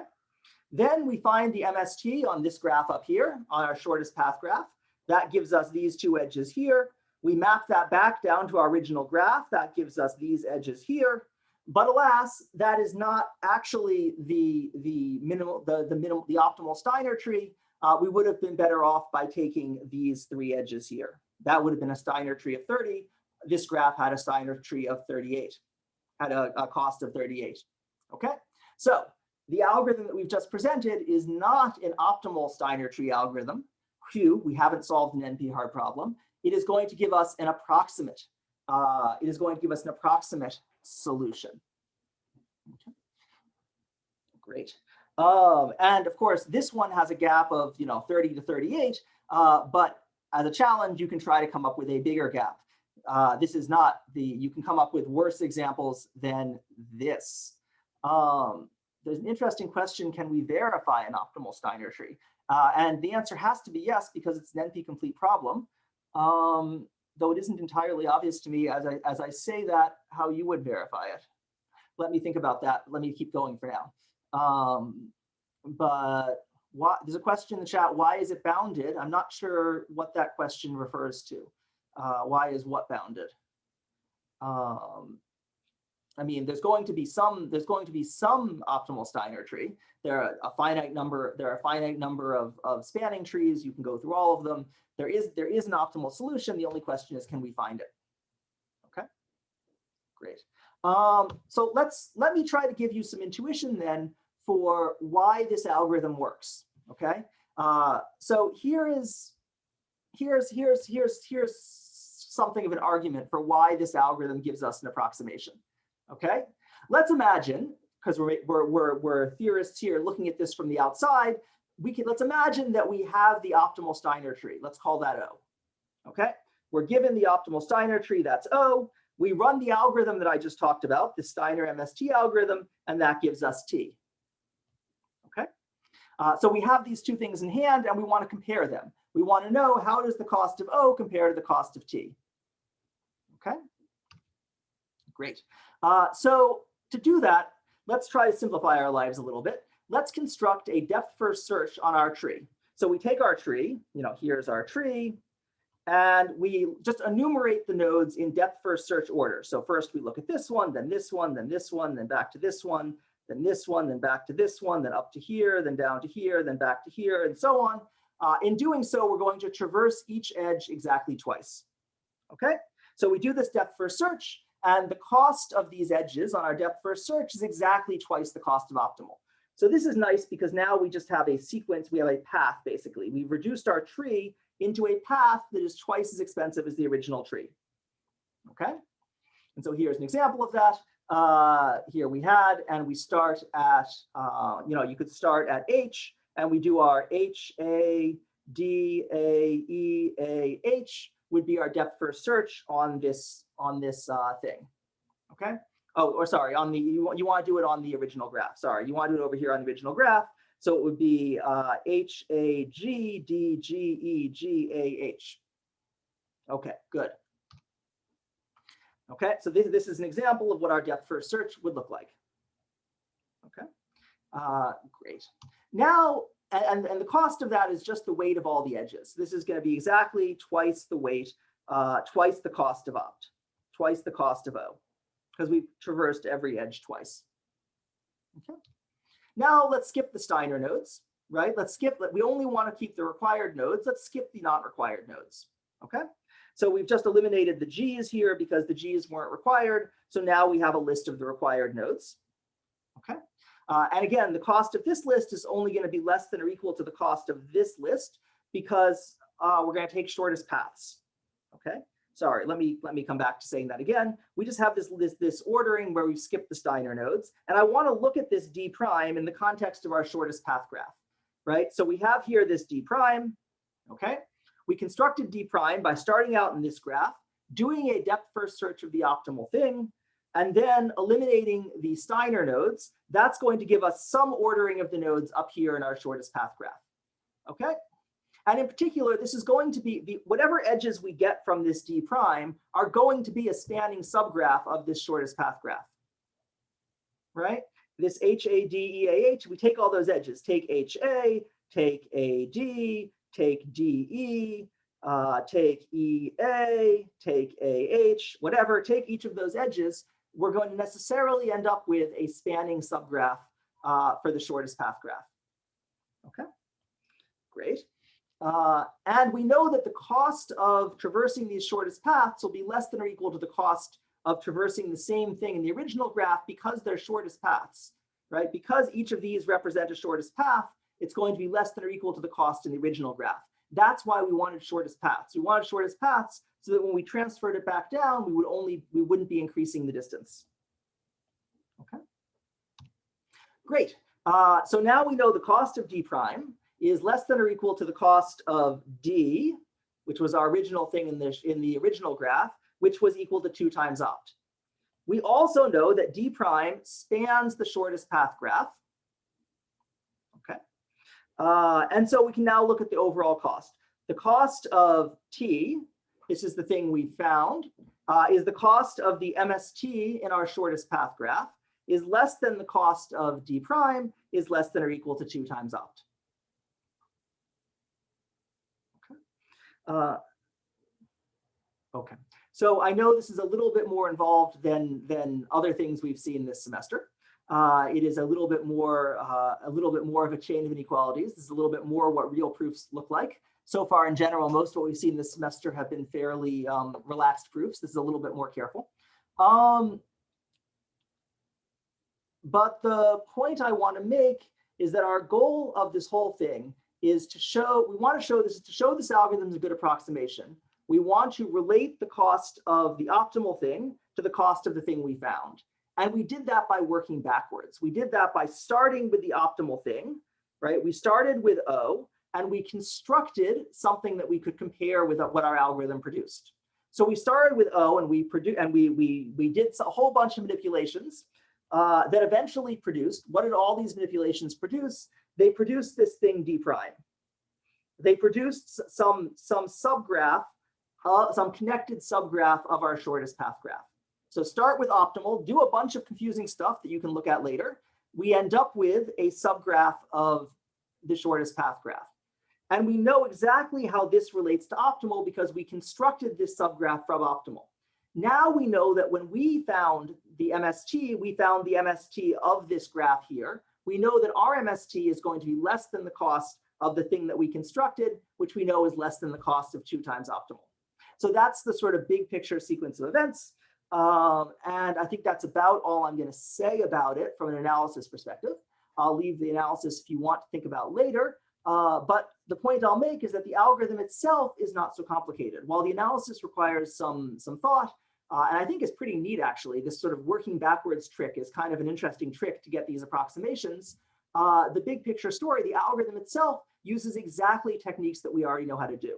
It just finds a bunch of shortest paths, constructs a graph, finds an MST, and then reconstructs the original tree. That's it. You can implement this algorithm tomorrow, even if you might have to spend a little bit of time to understand the proof of it. Okay. Again, as I said before, to notice this does not guarantee the optimal Steiner tree. In fact, this algorithm here gives you something that is less than or equal to 2 times opt. This is a 2 approximation algorithm. The best known approximation, at least last time I checked, was 1.55. This is not the best we know. There is a more complicated solution out there that gets you down to 1.55 times opt. But as far as I know, no one knows how to do better than 1.55. Though there's been a bunch of active work on this problem, so maybe it's been improved a little bit. So this is the Steiner tree problem. This is the first NP-hard problem we've solved this semester. So that's great. So that's at least one thing to check off our list of checkboxes for the semester. Okay, good. So I think that sort of brings us to the end of what I wanted to do for today. We've covered 3 different minimum spanning tree algorithms, Prim's, Kruskal's, and Boruvka's. We looked at a whole bunch of variations, constant weight edges, bounded integer weights, directed graph, maximal spanning trees, and then we talked about an approximation algorithm for Steiner trees. Okay, so that is it for today. Have a nice next couple days, and I will see you all on Thursday. Thanks.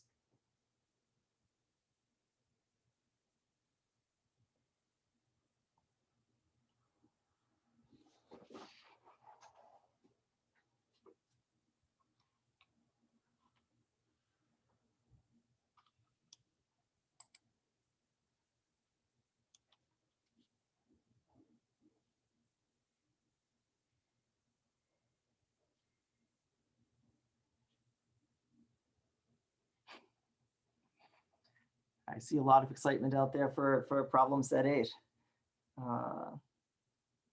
Excellent. It's going to be great.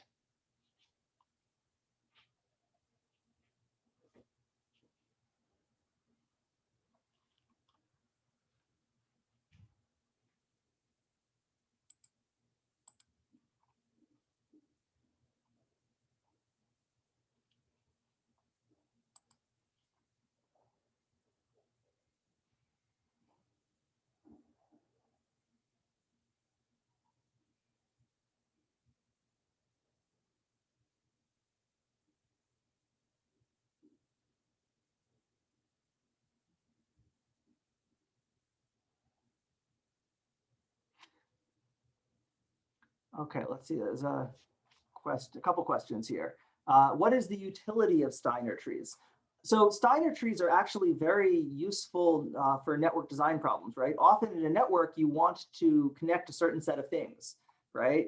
If I, the internet is big, I don't necessarily need to design something. I don't necessarily need to build a spanning tree for the whole internet. I just need to build a spanning tree that connects me and the 500 and some odd students in this class, right?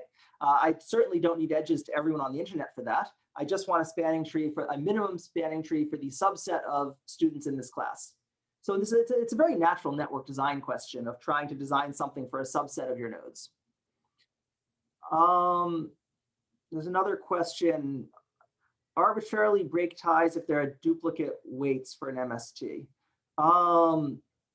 So if you have an MST where there are duplicate edge weights, I mean, in general, for things like Kruskals and Prims, you don't have to worry too much. For Boruvkas, if you're choosing edges in parallel, you are going to have to do something to make sure that you choose consistently, so you don't end up with these sorts of cycle problems, or you have to check for cycles or something. But a very, very common trick is just to assign something that breaks ties, right? So for example, I have some edge here that connects U and V and has some weight W. If instead I think of this weight as a triple W, the smaller of the two nodes and the larger of the two nodes, right? W comma U comma V is now the new name for this node. Now all my edge weights are now unique because there's only one edge that connects U and V. So now all my edge weights are unique and I can ignore the problem of duplicate weight edges. Does that help?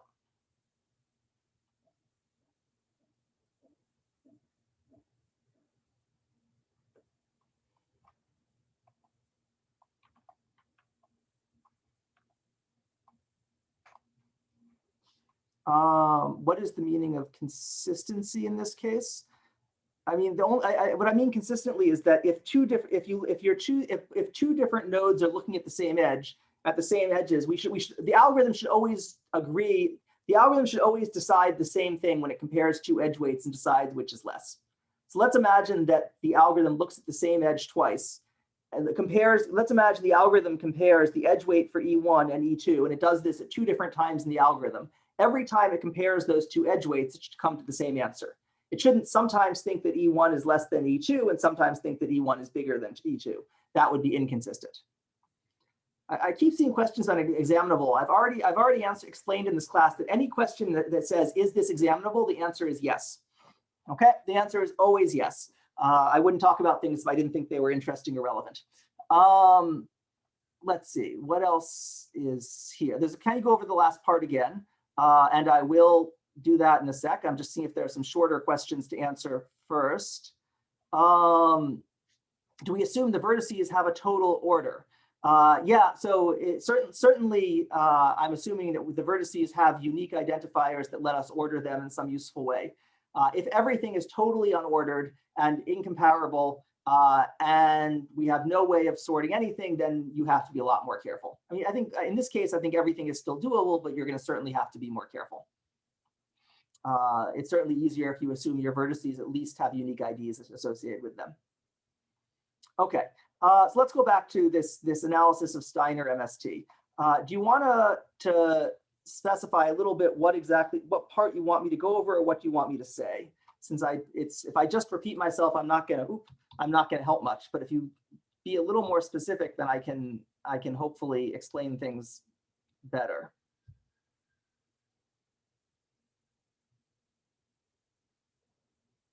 Okay. So again, the idea is that I want to work backwards. I want to start off with O. O is our optimal thing. Okay. O is our optimal thing. It has some weight. Let's imagine the weight of the optimal spanning tree is 100. Okay. The sort of flow of events is I want to start with O, and I want to construct something and construct something. And eventually I'm going to get some other sort of tree-like thing. Okay. So I'm starting with O, and I want to show that the weight of this tree-like thing is somehow related to the weight of O. Okay. So I'm starting with O. I'm doing a bunch of steps of manipulation of my original tree, and I'm ending up with something else. Okay. And then once I've gotten to that, yes, we're manipulating not to form T, but to form D, to form something else, a different type of tree, or D prime, I think I called it. Okay. Once we have D prime, I want to compare it to our tree T that we built. So O comes from opt, T comes from our algorithm. This is what our algorithm gave us. And I want to then argue that T is going to be less than or equal to D. Wait, that's the wrong way, isn't it? That's not what I meant. I want to say that T is less than or equal to D prime. D prime is less than or equal to 2 times opt.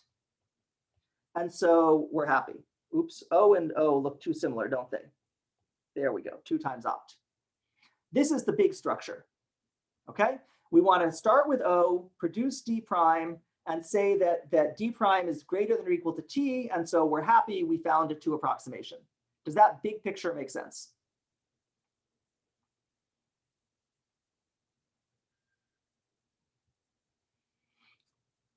In fact, so D prime, we're going to build D along the way, and we're going to show that D prime is less than or equal to D. So in fact, let's start again. We're going to start off with O, which is opt. We're going to construct D, which is less than or equal to 2 times opt. We're going to construct D prime, which is less than or equal to D. And then we're going to say, aha, T is less than or equal to D prime. Everything is in terms of the weight. Each of these is a set of edges, right? Opt, D, D prime. Each of these is just a collection of edges, is the way to think of it. And the cost or the weight is the sum of the weights of the edges. Okay, so we start with opt. The utility of D prime is that it's something that's going to be easy to compare to T. The reason we're doing all this manipulation is to build something that is easy to compare to T, because it's very hard to compare T and opt directly. I don't know anything about opt, right? Opt is some weird thing that I can't construct. I don't know anything about opt. So I want to somehow manipulate it into something that I can actually compare to the thing my algorithm produces.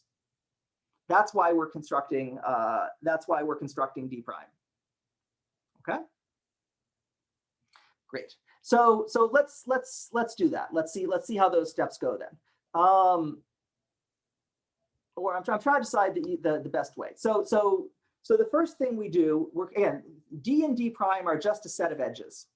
So which set of edges do I want for D? D is just going to be a depth first search of the optimal tree. Again, I can't construct it. I don't know what it looks like, but if you had it, you could do a depth first search. Choose any node you want on that optimal tree and do a depth first search. Keep track of all the edges that you visit on that depth first search. That is D. D stands for depth first search. Okay. And so here was the example of that. Imagine that this was actually an optimal Steiner tree, I don't know if it is, but imagine this is, I can just do a depth first search of it, and I'll start at H. My depth first search then goes to A, then it goes to G, then it goes to D, then back to G, then to E, then back to G, then to A, then to H. Okay, so this is just a construction. It doesn't mean, I mean, we're trying to manipulate this to something useful. It's a step along the way. You okay so far? No. Okay. So there are two things. So one response you may be having is that you understand the idea of, given a tree, do a depth first search on it. But you may be complaining that why are we doing this? This seems arbitrary. And it may seem arbitrary, but the reason what is a DFS on a tree? A depth first search on a tree is just doing the same thing you would if you were on a graph for a depth first search, right? You go to a child, you keep recursively visiting children until you're done, unroll the recursion, and so on. So depth first search on a tree is perfectly well defined. It's just, well, again, start at H, go to the child. What is the significance? It's just a way of enumerating the edges that are part of the tree. I want to turn this tree into a list of edges because a list of edges is easier to work with. Because really what I want to do is I want to get up to this graph here. This was the graph that we found the MST of, right? This one up here is the one we found the MST. So what I'm trying to do, the bigger picture is we're starting with an optimal tree down. We're starting with this optimal Steiner tree down here. And I want to convert it into some set of edges on this tree up here, on this graph up here. Because once I have it on this graph up here, I can compare it to my MST that I found. You don't know what to do a DFS on. You're not actually running the algorithm. This is all imaginary. Okay, so this is saying if you knew what opt was, this is what you could do. But we don't know opt. We can't actually run the DFS. You're not actually doing any of this. But it exists, right? There is an optimal spanning tree. And there is a DFS of that optimal spanning tree. It exists. It would just take exponential time to find.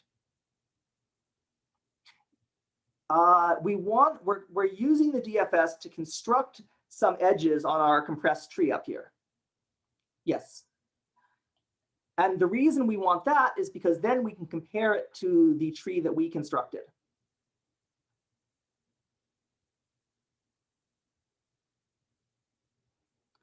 Why DFS over BFS? There's not necessarily a great reason why it's DFS over BFS, except for the nice fact that we know that if you do a DFS, you're going to traverse each edge exactly twice.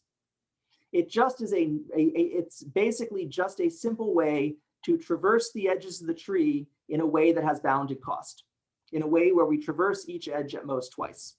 That's all it's doing. Okay.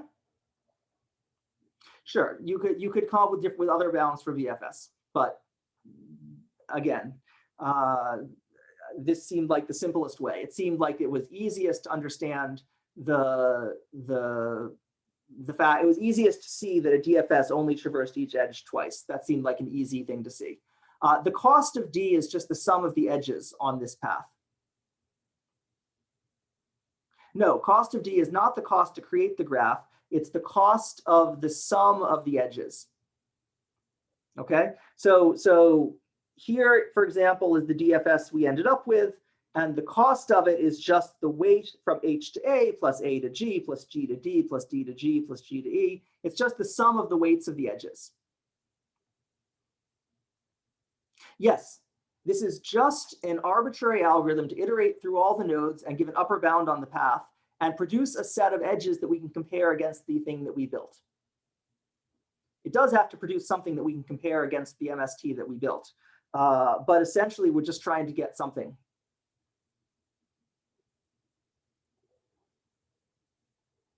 Yes, the DFS is from the optimal tree. The reason the cost isn't equal to opt is because we're traversing each edge twice. Right? That's why it's exactly twice opt, because we are traversing every edge twice. So we start out in our DFS, we go down the edge, we recursively DFS the rest of the tree, and then we return up to where we started. So every edge is crossed exactly twice, and so we have exactly twice the cost of opt. Does that make sense?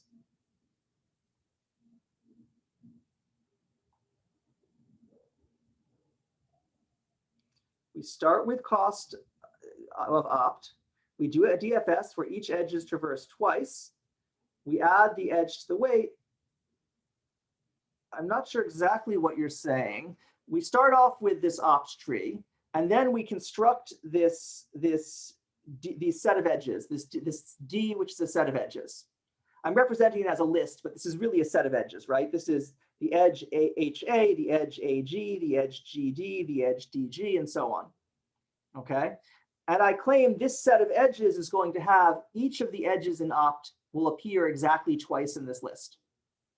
Again, starting our DFS, we traverse the edge downward, we do everything, we traverse the edge back up, each edge is exactly twice.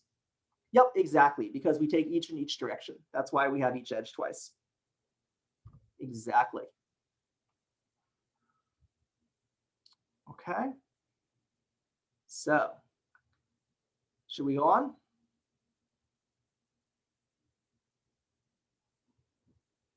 Okay. So we have D. D is just this list of edges. Our next goal is we want to take our we want to take this sequence of edges from this lower graph and map it into this upper graph and map it into our shortest path graph. Okay. Now, the only difference between these graphs is in the shortest path graph, we only have the required nodes. We have eliminated the Steiner nodes. So the simple thing to do is let's just eliminate the Steiner nodes. So we are just going to skip the Steiner nodes, right? So we had a set of edges that looked like, you know, HA, AG, GD, and so on. Well, HA we keep, but AG we're going to skip, GD we're going to skip. We go directly from A to D, okay? And then we go directly from D to E, then directly from E to A, and then from A to H. Okay? So all we've done is we've skipped the Steiner nodes, nothing fancy. Now I can look at D prime in my shortest path graph, right? Now that, so basically I had some D that was down here. I've now constructed D prime that's up here. Okay? It doesn't matter if it forms a tree. Actually, at this point, I don't care if it forms a tree. It might, but I don't care if it forms a tree.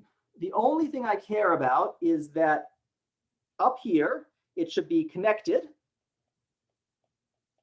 Okay, it should be connected, which it's going to be because it's just a sequence because this is a sequence of pairs, right? H, A, D, D, E. Because it's a list of nodes, we know it's connected by construction. And the other thing I need from this is that it hits every node. It's spanning. Let's use the word spanning. Erase that. Spanning. Okay.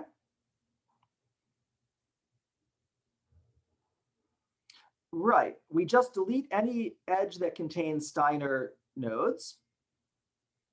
Well, so we deleted the ones that contain Steiner nodes and connected across them. Let's go back to here. So again, this was our example, HAGDGEGAH.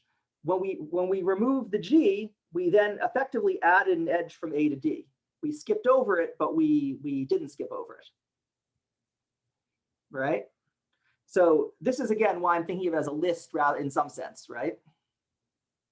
So I start out with this list here, and I produce this list here just by dropping the Steiner nodes from the list. Does that make sense? I'm not sure what you mean, how do we skip? I have a list. I mark some of the nodes as Steiner nodes. I just go through the list and I remove them. Again, remember, we're not actually running this algorithm. We are just trying to show the existence of these things, right? Transitivity.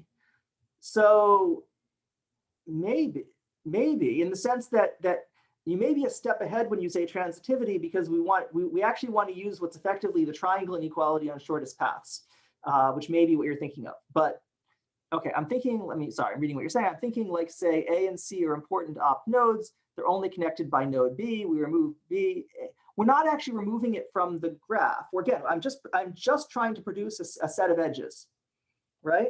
I have this set of edges. Here's my set of edges. You know, H, A, G, G, D, D, G, whatever, right?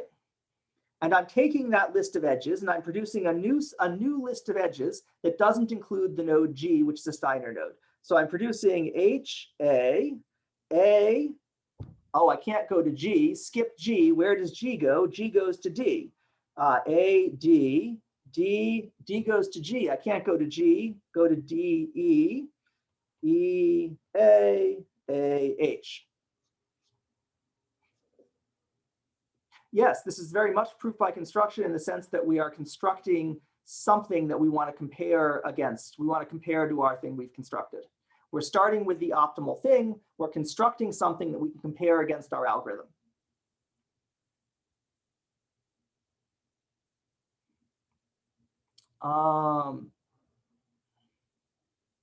So we add the cost GD to cost AG. So I haven't yet made any argument about the cost of D prime, though we want to show, and maybe you're already looking ahead and observing that the cost of D, what's happening?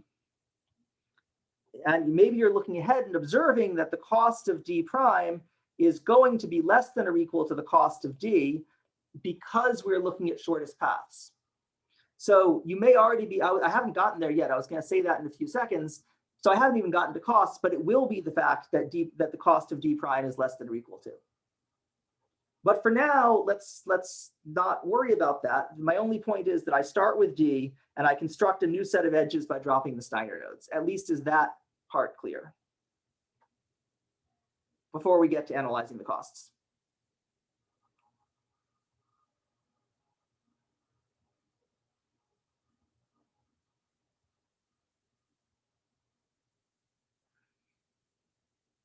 %70 there. Okay.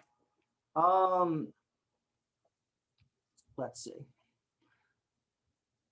Another way of looking at this is that instead, the way I was thinking of this is we start by constructing our depth. Here's our optimal tree. We're constructing our depth first search. So we start here. We start doing our depth first search at H. We go to A. Okay. That's going to map to an edge from H to A up here. Life is good. This is our sort of D prime version. This is our D version. Then down here in A, we go to G, okay, for our depth first search. Fine, no problem, but there is no G up in the top, so we ignore that. Then from G, we keep going our depth first search down to D, okay? So now down here, at least we have H, A, G, D.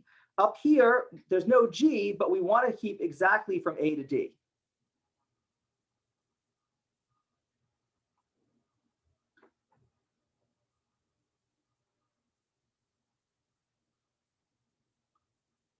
Do you think the triangle example would be easier?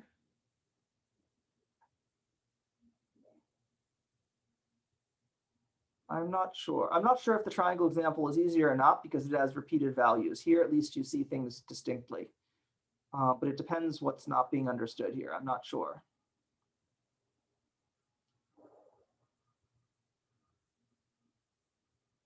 You feel like what wouldn't work?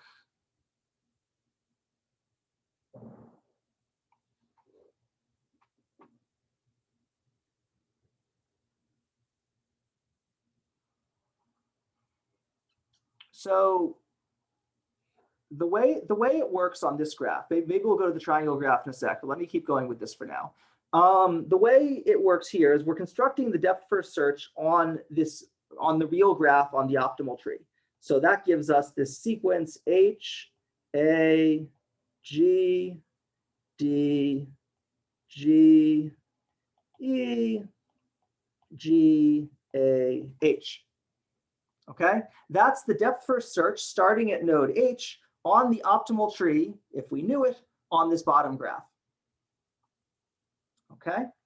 Now, and that's just a sequence of nodes. Now I want to map that onto this upper graph, okay? So we start at H, that's fine, there's our H. We go to A, that's fine. Now in our sequence, we go to G. There is no G, skip G, the next thing is D, so go directly from A to D. So now we go here to D, that's why D is next. From D, we go back to G, there is no G, skip it, the next thing is E, so we go directly to E. So we go to E, that's why E is next, okay? So far we've added H to A to D, D to E, skip the G again, go directly to A, so we add E to A, and then A back to H, okay? You asked before, do you always end up with a tree on this upper graph? No, here's an example, we don't have a tree. But I've just mapped my depth first search on the bottom graph to some set of edges, to some sort of traversal of edges on the top graph. What would the weight of A, D be in D? So let me put aside the question of cost. Let me come back to costs in a sec once we understand the construction. Because as I said, we want to show that the cost of D prime is less than D. But right now, all I've done is I've taken the optimal graph, the optimal tree down here. I've constructed a sequence of edges by doing a depth first search. And then I've used that to construct another set of edges up here in the top by skipping the Steiner nodes. At least as a set of steps, does that make sense?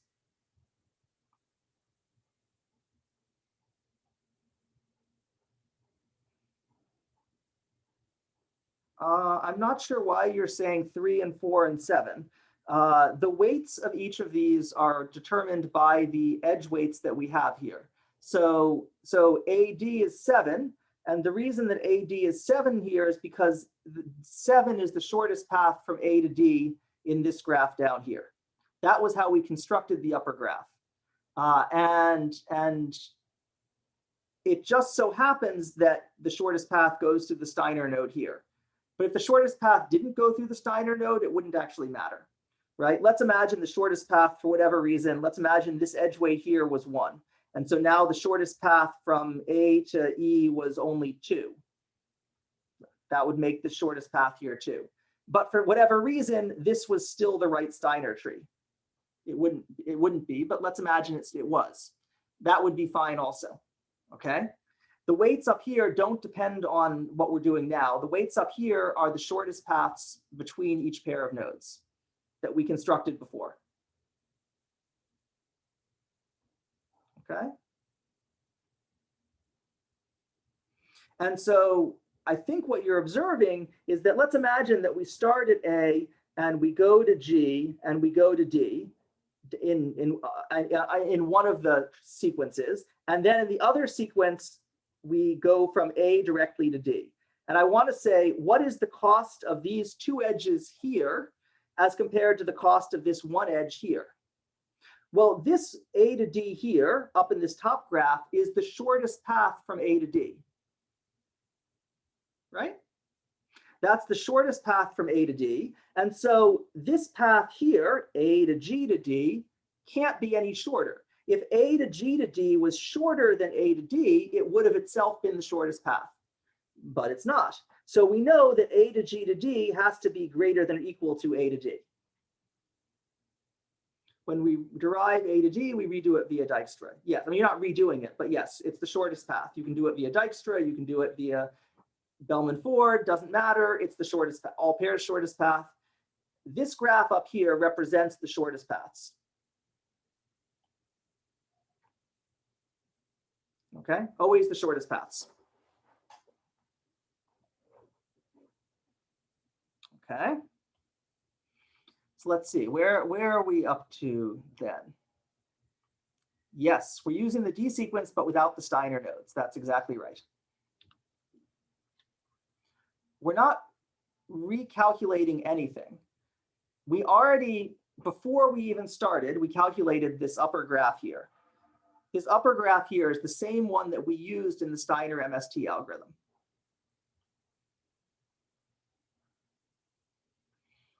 Yes, Dimitri, the shortest path, this is exactly the fact that the shortest path, it's the triangle inequality for shortest paths. Yes.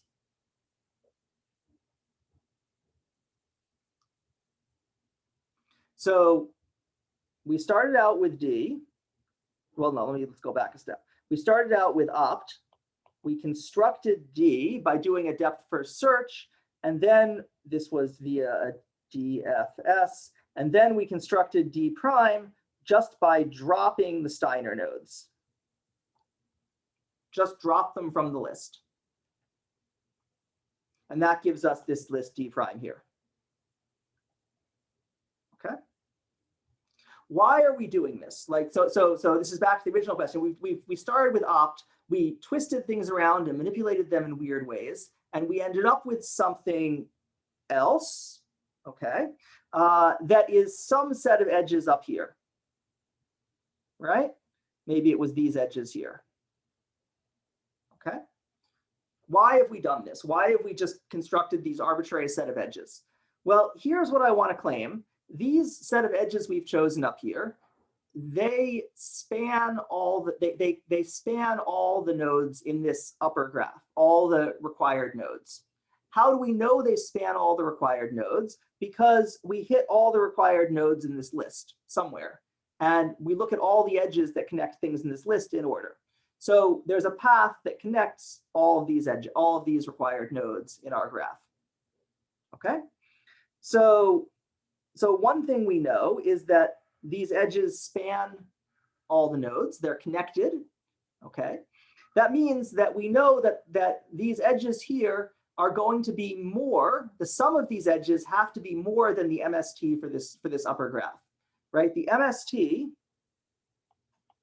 for this shortest path graph, can I call this SPG? SPG. The minimum spanning tree for SPG has to have cost less than or equal to the cost of D prime. This is maybe the key observation or the key explanation for why we've been doing this at all. Okay.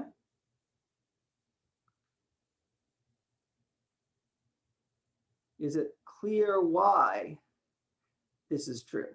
I said that these edges that we found in D prime are not necessarily a tree. But if it's not a tree, we could always drop a few edges and get a tree, right? So clearly there is a spanning tree that's a subset of D prime. Some subset of D prime is a spanning tree. And that spanning tree has to cost more than the minimum spanning tree.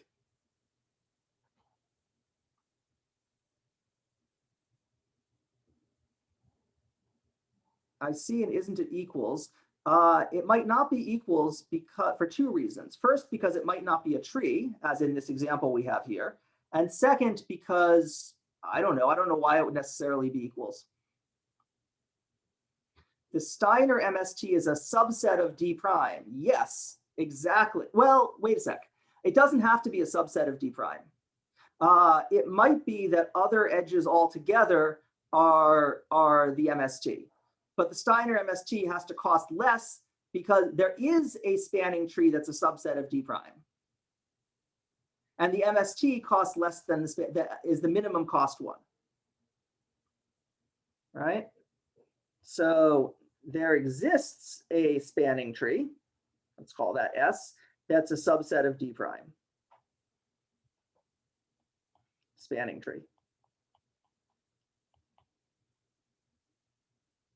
Okay. And what we know is that, well, we know that the cost, what's happening to my thing? Oh, I don't know. We know that the cost of our MST is certainly less than the cost of S because it's the minimum cost spanning tree, which is certainly less than or equal to the cost of D prime. Now, it might be the case that D prime is also the MST, or that this MST is a subset of D prime. That's perfectly plausible, but I don't want to prove it. Okay, so do you see why there has to exist some spanning tree that's a subset of D prime? The cost is the sum of the edge weights. Do you see why there has to be some spanning tree that's a subset of D prime? Okay, great.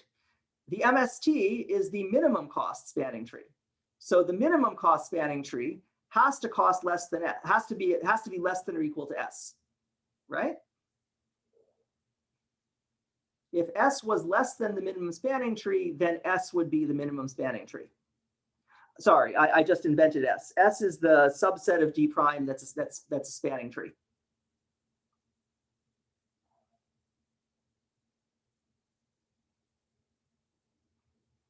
Right, so take whatever spanning tree is a subset of D prime by deleting cycle edges.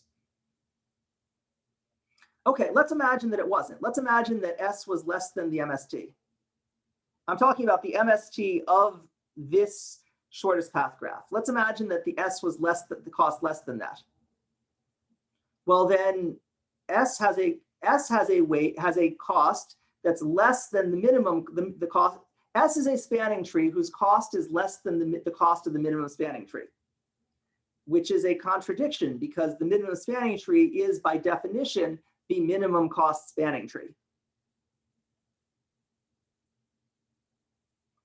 If S was less than the MST cost, then S would be the minimum spanning tree.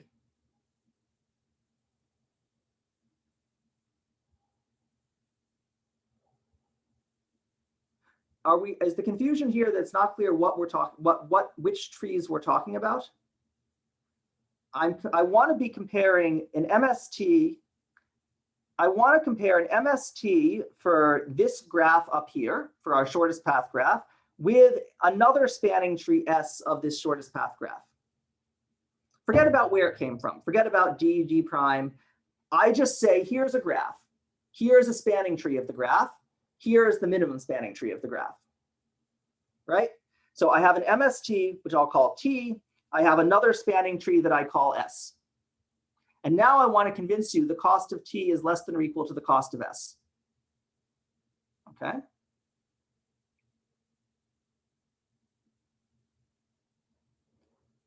Dimitri's comment here is exactly correct. That the cost of the MST for the shortest path graph is less than or equal to the cost of S, which is less than or equal to the cost of D prime, which is less than or equal to the cost of 2 times opt, but we'll get there in a sec. But let's go back to sorry, I don't know who you are, the person whose name is Paper here. Let's go back to Paper just forget about everything else and just imagine I have a graph. I tell you that the MST is T, and I tell you that here's another spanning tree that's cost is S. Okay, that's it. And then now I ask you, okay, fine, given that, how does the cost of T relate to the cost of S? Well, T is the minimum cost spanning tree. S is a spanning tree. It's sort of like if I give you a set of things and I say, here's the minimum cost thing. Here's another thing. Which one's cost is less? Well, the minimum cost thing is less. As in, no, MST is not opt or Steiner. MST is literally you run Prims or Kruskals on this shortest path graph up here. Remember that step 3 or whatever of our Steiner MST algorithm was we ran Prims or Kruskals on the shortest path thing.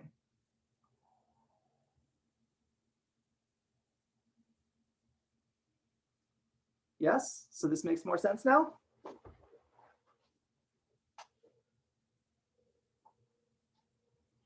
So we ran Prims or Kruskals. That gave us a graph T that was the MST of this shortest path graph. So S can include all the spanning tree. It might. S is, we could prove more things about S, but let's not. All we need to know about S is that it's a spanning tree for this top graph up here. And it's a subset of D prime. That's all we need from it. Okay. And if S is a spanning tree of our shortest path graph, then we know that the graph T that we constructed back in our Steiner MST is going to have cost less than or equal to S. And because it's a subset of D prime, we know its cost is going to be less than or equal to D prime. That's all we need to know for now. T is the thing that we got by running Prim's algorithm on this graph up here, right? T was our minimum spanning tree that we got by running Prims on this shortest path graph. We ran Prims on this graph up here. It gave us a minimum spanning tree. So T is the minimum spanning tree. S is any spanning tree. So what the minimum spanning tree problem guarantees you is that the minimum spanning tree is the spanning tree with the least weight. Notably, it'll have weight less than or equal to any other spanning tree you find.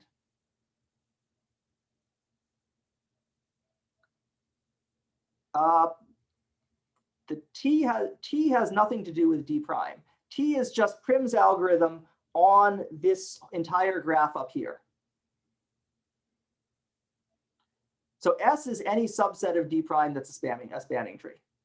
That's right. But T has nothing to do with D prime. T is the thing eventually that our algorithm constructed back at the very beginning. The Steiner MST algorithm that ran Prim's algorithm on this graph here.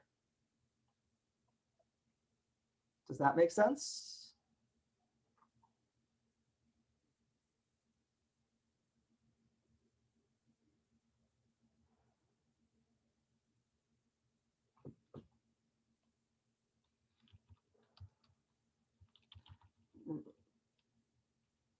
Remember that this is the algorithm that we started with, right? We constructed that shortest path graph, and then we ran the MST on it. This was our original algorithm. And this eventually gave us this graph T that we had. Okay.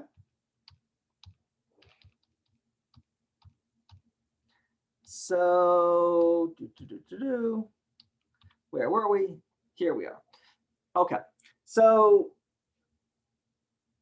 hopefully where we're at this point is we started with this opt thing. We constructed somehow D prime. We'll come back to that in a sec. And we believe now that the cost of the graph of our final Steiner MST is going to be less than or equal to the cost of D prime. Okay? That's hopefully. Now we need to compare the cost of D prime. The last step is we want to show the cost of D prime is less than or equal to 2 times the cost of opt. Okay? And that's going to be true because that's how we built D prime. Notably, what we want to show is that the cost of D prime is less than or equal to the cost of D, which is exactly equal to 2 times the cost of opt. Okay? Let's see what I have on the slide. Here we go. So the next question is, why is the cost of D prime less than or equal to the cost of D? I think we already know the cost of D is equal to 2 times opt. We talked about before, but there's a key step here about comparing D prime to D. Well, so the cost of, remember the difference between D prime and D was we skipped over the Steiner nodes. So here, for example, we might have a single edge from A to E, but down in the other graph, we might start from A and we go to Steiner node and Steiner node and Steiner node, and eventually we get to E. For all we know, that was the path. This was the path down in D, while there was only one edge up here in D prime. Right? This is up in D prime. This was down here in D. For all we know, I'm just making it up. Okay, and we need to argue that this cost here is less than or equal to this cost down here. But that has to be true because this is a shortest path. If instead there were a shorter path by going through these Steiner nodes, if this were a shorter path, then that would have been the value we chose up here. Right? We chose this value to be the shortest path for a reason, so that any path that we found down here is going to necessarily be greater than or equal to that value. Okay? So it doesn't have to be equal to, it doesn't have to be. It doesn't have to be equal because we don't know that the Steiner path follows the shortest path. In fact, there are examples where the Steiner path does not follow the shortest path. So this might be the Steiner path, but it might be that the shortest path goes through some other node here, right? And why did the Steiner path go all the way around? Maybe because there was another required node over here down this way, right? There was some other required node, so the Steiner path took some weird roundabout route. So the Steiner path might be longer. We don't know that. But we do know the shortest path has to be less than or equal to the Steiner path. Okay. Okay, so the moral of the story, and again, you might have to go back and piece through the different steps. There's some spanning tree via shortest path here. Not exact.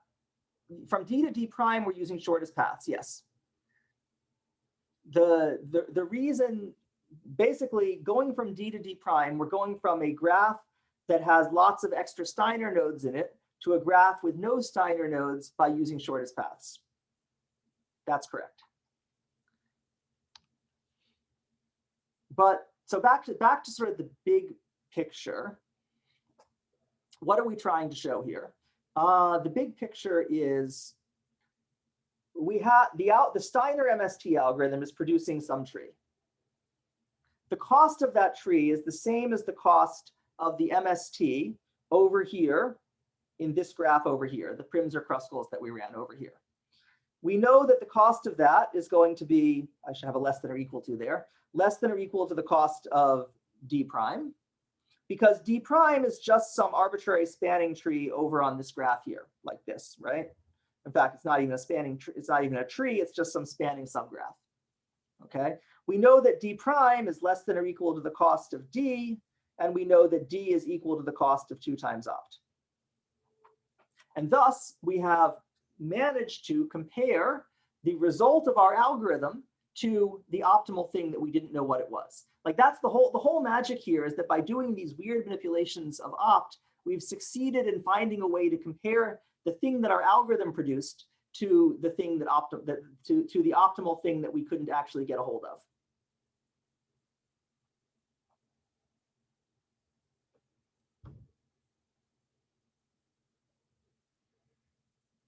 In this case, how are we sure that the weight from D to E is small enough so the cost from, one sec, I'm going to have to figure out what this is asking.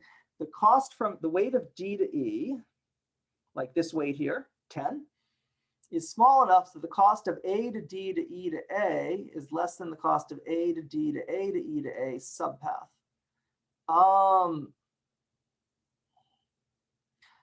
The reason that we know that is because it's a shortest path. So in particular, let's go back here. You know, I have some edge D to E here. I have down here some other path that gets from D to E, right? D to G to B to F to E. Who knows how I came up with that path? There's some path down here. I want to convince you that the path up here in the top graph is less than or equal to than the path in the small graph, right? That's what you're asking. How do we know that? Yes?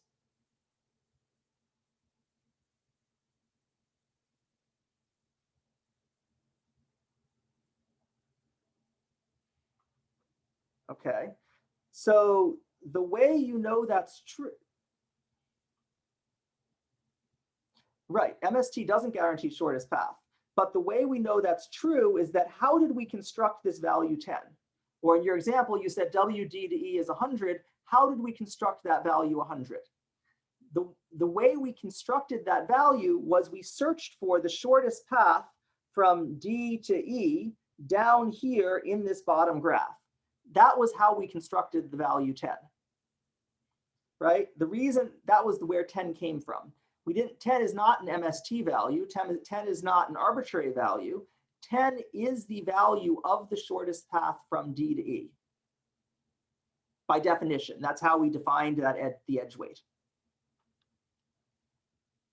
let's see, back here, right?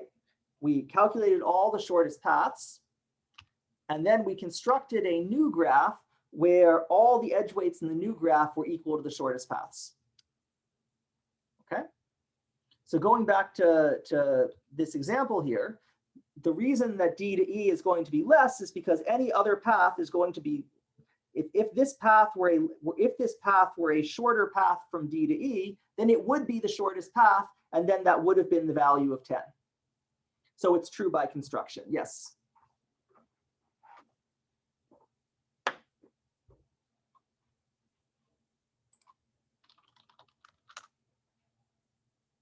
Okay. I think that I suspect there are still things that are confusing from the questions I'm getting. I also think that we might have reached the point where the point where me repeating myself isn't helping. And so hopefully I've made a bunch of things clear. And if you go think about it for a little bit, maybe some things will make sense. Maybe you'll come up with new questions, and then we can go over those new questions next time.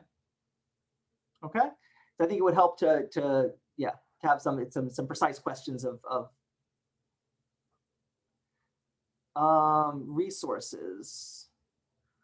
So this is a fairly classical proof of the two approximation of Steiner tree. I don't know what best I don't know what best sort of thing to refer you to in terms of a nice description of it. I'll look and see if I can find something. If you Google, though, for two approximation of Steiner tree, you will find many references to this. This is a fairly standard, this is sort of the classic sort of first approximation algorithm for Steiner tree. Okay, so yeah, you found that version from 4234, which I think actually probably derives from some versions of it, some versions that I taught in 4234 earlier. So the version you find there might actually be quite similar to my presentation here. But you can look and see. I don't know how much Stephen changed it or not.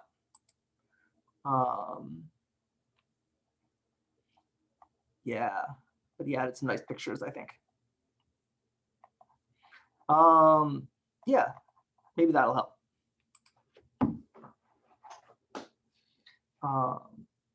Okay, good. So let's, as I said, let's call it a day for now because it's been a bit. And as I said, if you think about it and have some more questions, I would be happy to talk more about it next time or answer questions on the forum or whatever. Okay, have a nice rest of your day. Okay, bye.